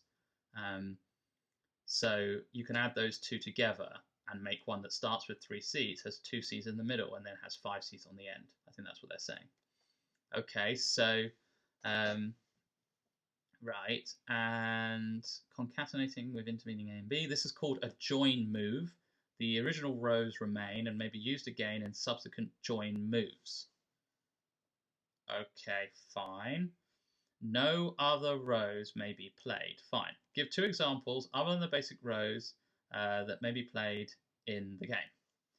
Okay, so if I just play the same row to itself several times, then that would always be a row. So if I play, I'm going to call this row the first row, and this is the second row. If I do 2 times the first row, or the first row added to the first row, I get CC, A, CC, B, CC, C, C. Okay, and then I could add that on again, the first row again to this. I guess I call this, I don't know, I'll call this 3. So I play that again. I'm just going to call this, so C cubed is 3 C's in a row. So C cubed plus A plus C cubed plus B, and then that's C to the 4, and then 2 C's, so that's C to the 6. Okay, so that's another one.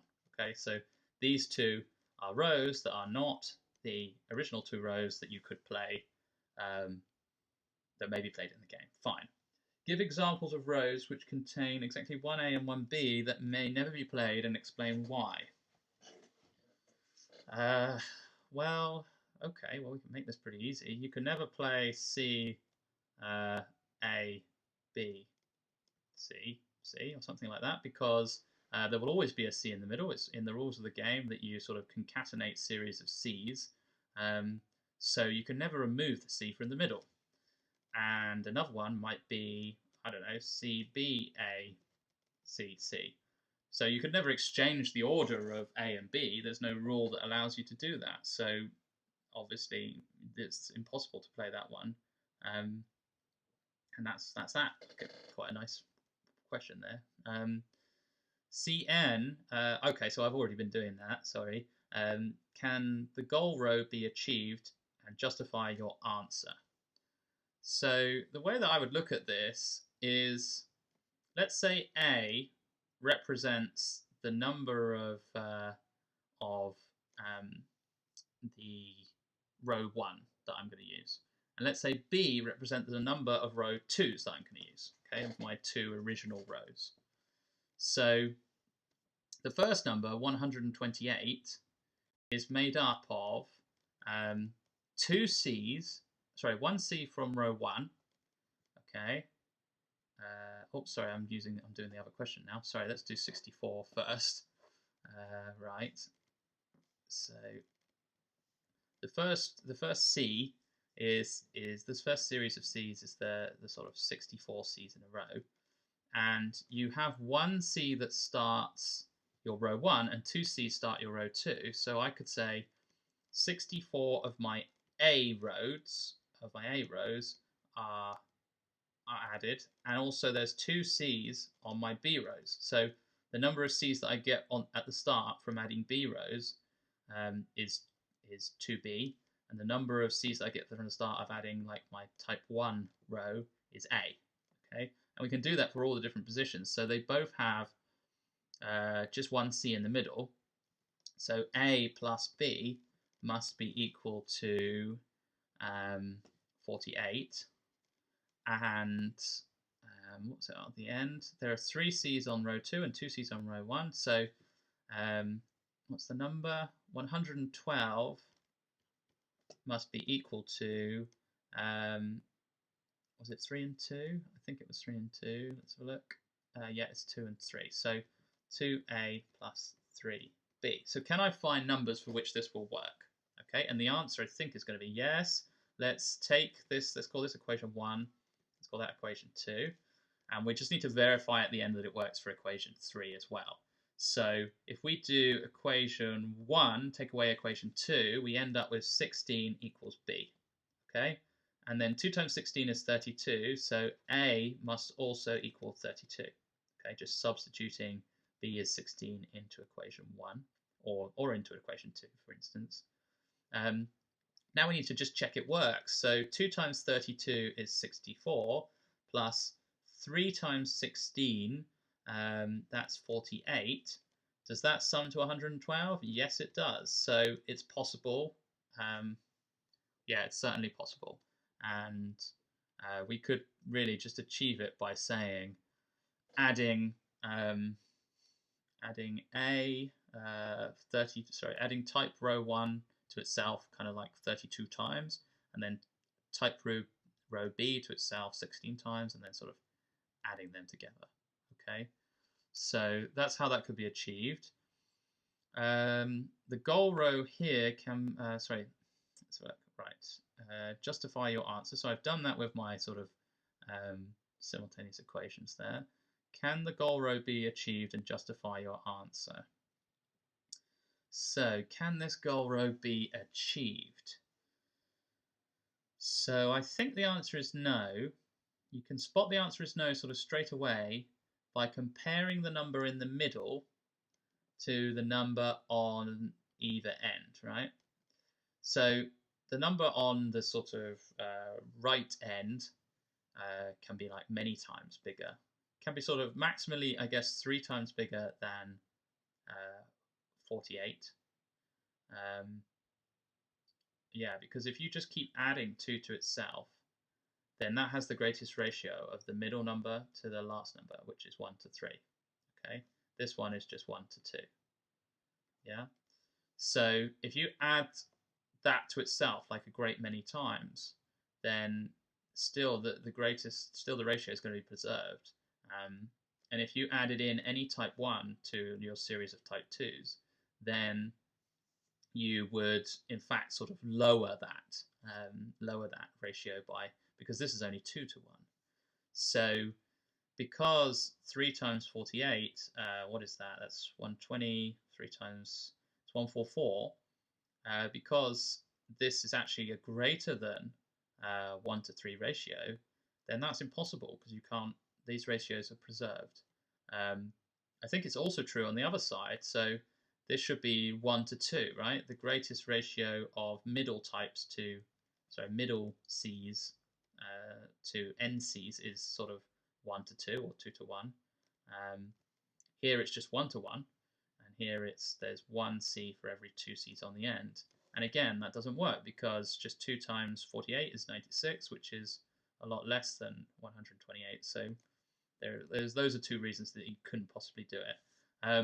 I think a long-winded way of doing it, or a very thorough way of doing it, would be to do this again, to make your simultaneous equations and show that there are no A or B, well, there's no set of A and B that suit all 3 of those equations.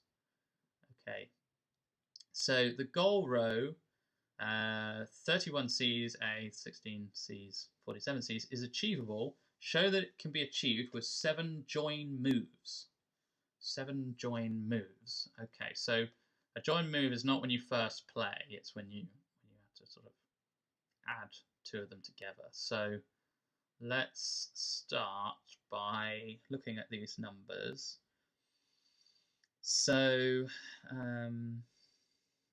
I do want a kind of, so let's look at the ratio here. I want a slightly less than 2 to 1 ratio of this C number to this C number. So 2 to 1 would be like, that would be sort of, what am I saying here? It's going to be, so 16 times 2 is 32, so it's slightly less than 2 to 1. And here, it's slightly less than 3 to 1. So I think what's going on is that you're going to have a load of type 2s and only 1 type 1. okay, and only one type 1. So let's give this a go. So let's say that we just start by playing our, so I'm going to write them down first. So type 1 is, what does it look like? It's C, C, and then 2 C's. Okay. So it's C, A, C, B, and then C squared on the end. So that's my type 1. And my type 2 is, it's 2 C's, an A, a C, a B, and then 3 C's.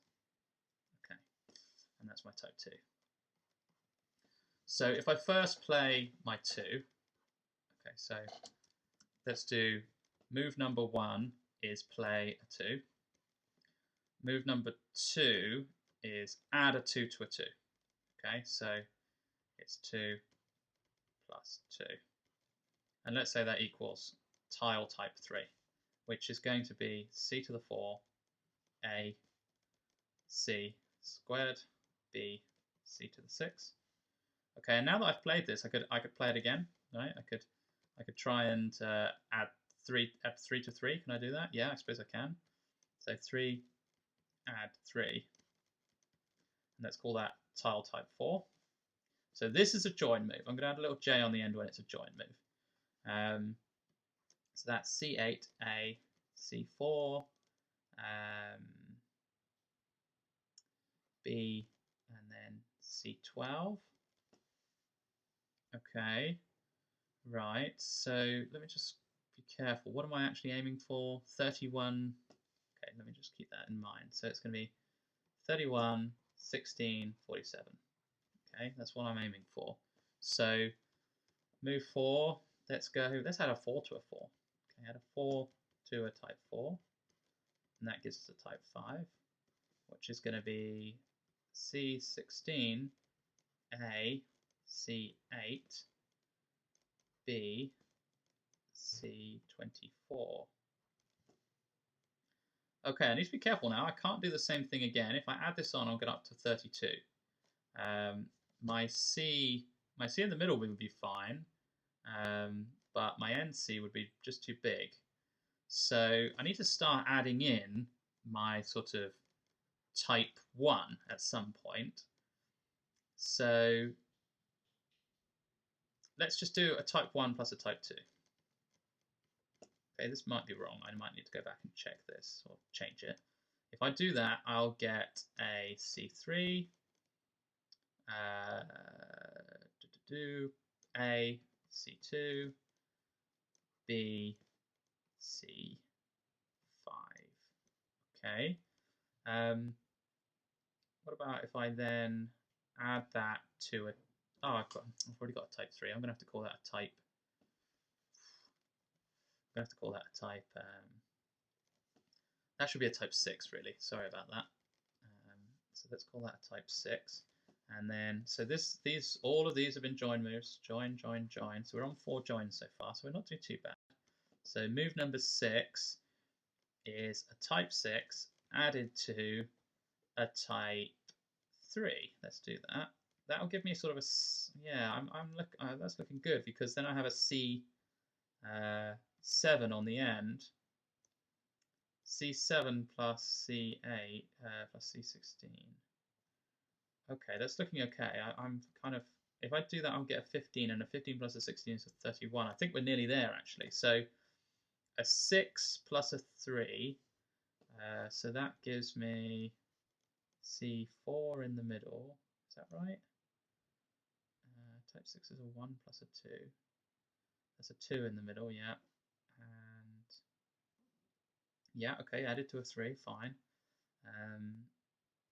B, and then C11 on the end, okay. If I add that to a type 4, okay, so that's another join move. So 7, that's a type 7 added to a type 4. Let's call it a type 8, right? I'm doing this just because I think, you know, if I make a mistake at the end, at least I've got all these types, I know how to make them.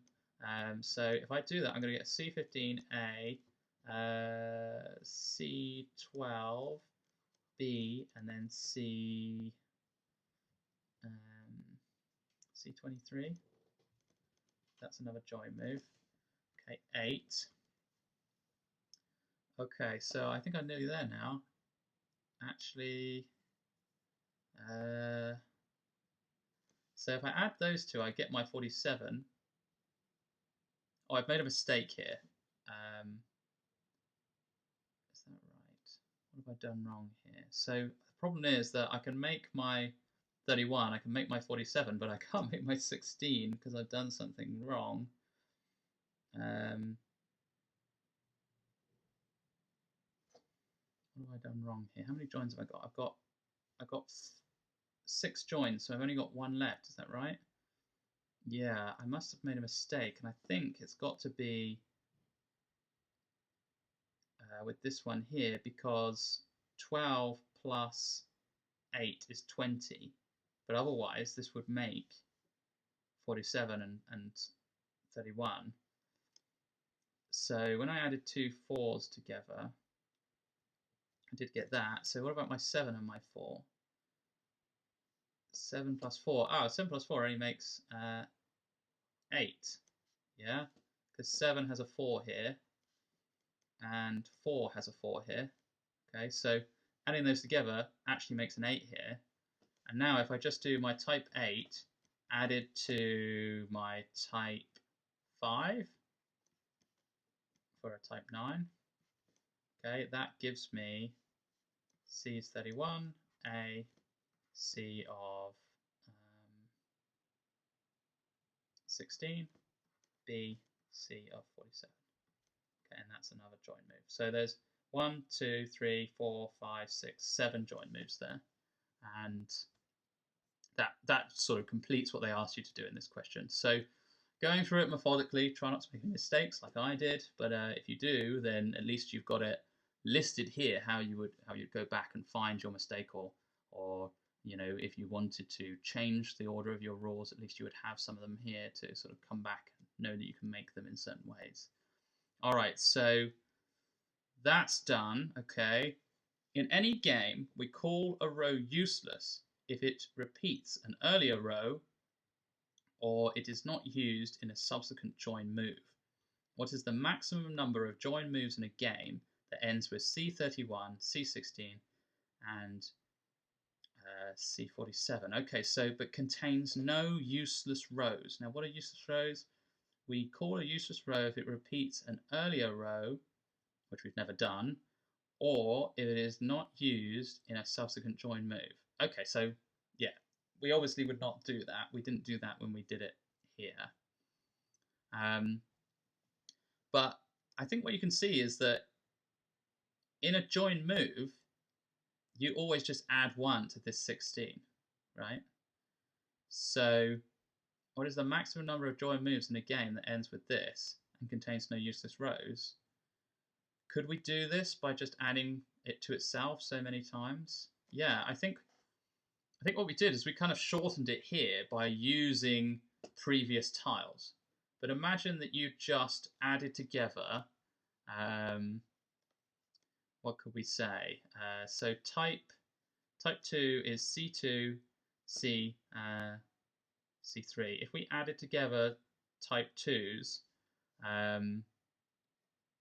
15 times, then we would end up with, I'm not sure this is going to work. Let me just think. If I added them all together 15 times, so 15, so it'd actually be sort of 14 join moves, but it's adding together 15 different tiles. You would get to C30, A, C15, B, and then C, is that too big? 3 times 15 is 45? Is that right? Right, so 15 tiles. So 15 times 2 is 30. Okay. Then can I add on from here? Yeah, I can, because my other tile, if I then just added on my other tile, then I'd get to the tile I wanted, right? But that is 14 join moves there, and another join move to add this tile onto this one, which will bring me up to my 31. And that's kind of like the slowest way that you could do it, right? Because otherwise, Otherwise, this C can only go up each on one time for each. Minimally, it will go up just by one. The middle C will go up by one every single time. So as long as you're doing that, the minimum number of of C increases in the middle, then you know that you're getting the sort of the minimum number of the maximum number of join moves if you're just using the minimum number of additions to that middle C. So the answer, I think, is 15 join moves, and you achieve that by doing 14 join moves joining C to itself. So in fact, it's joining type 2 to itself. So it is in fact type 2. It's 14 joins because each time you join it, there's 15 of them. So the first one isn't a join; it's just playing the tiles. So it's 15 join moves, 14 joins of type 2 to itself, and then one join of type 1 on the end. Okay, and that will be your maximum number of join moves that results in this tile but contains no useless rows. Okay, I think that's the end. That's the end of the Math 2020 paper. So I hope you found this useful. I think a problem with a lot of the other solutions out there is they sort of just tell you the answer. They don't actually go into the nitty-gritty. So if you remember, I made some sort of error here somewhere that wasn't very clever, but I had to use my intuition to sort of go through this and find the right solution and try some different ways of getting the answer out, and we did that in the end. So maybe that will help. And a lot of these questions I've kind of shown you a couple of ways of doing it. So any of those ways would work. So for me, it would make something I actually considered was in this question here, in the last part where they asked you to prove the SKs in question 1. In this part here, if you didn't spot this, if you didn't write this all out, I think you could have done a nice proof by induction. Okay, so if that's the way you want to do it, if you've got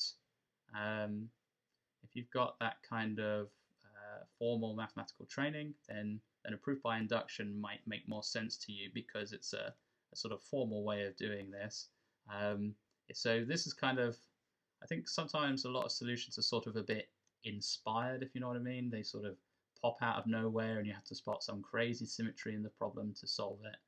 But that's not true. You can solve it in a lot of different ways.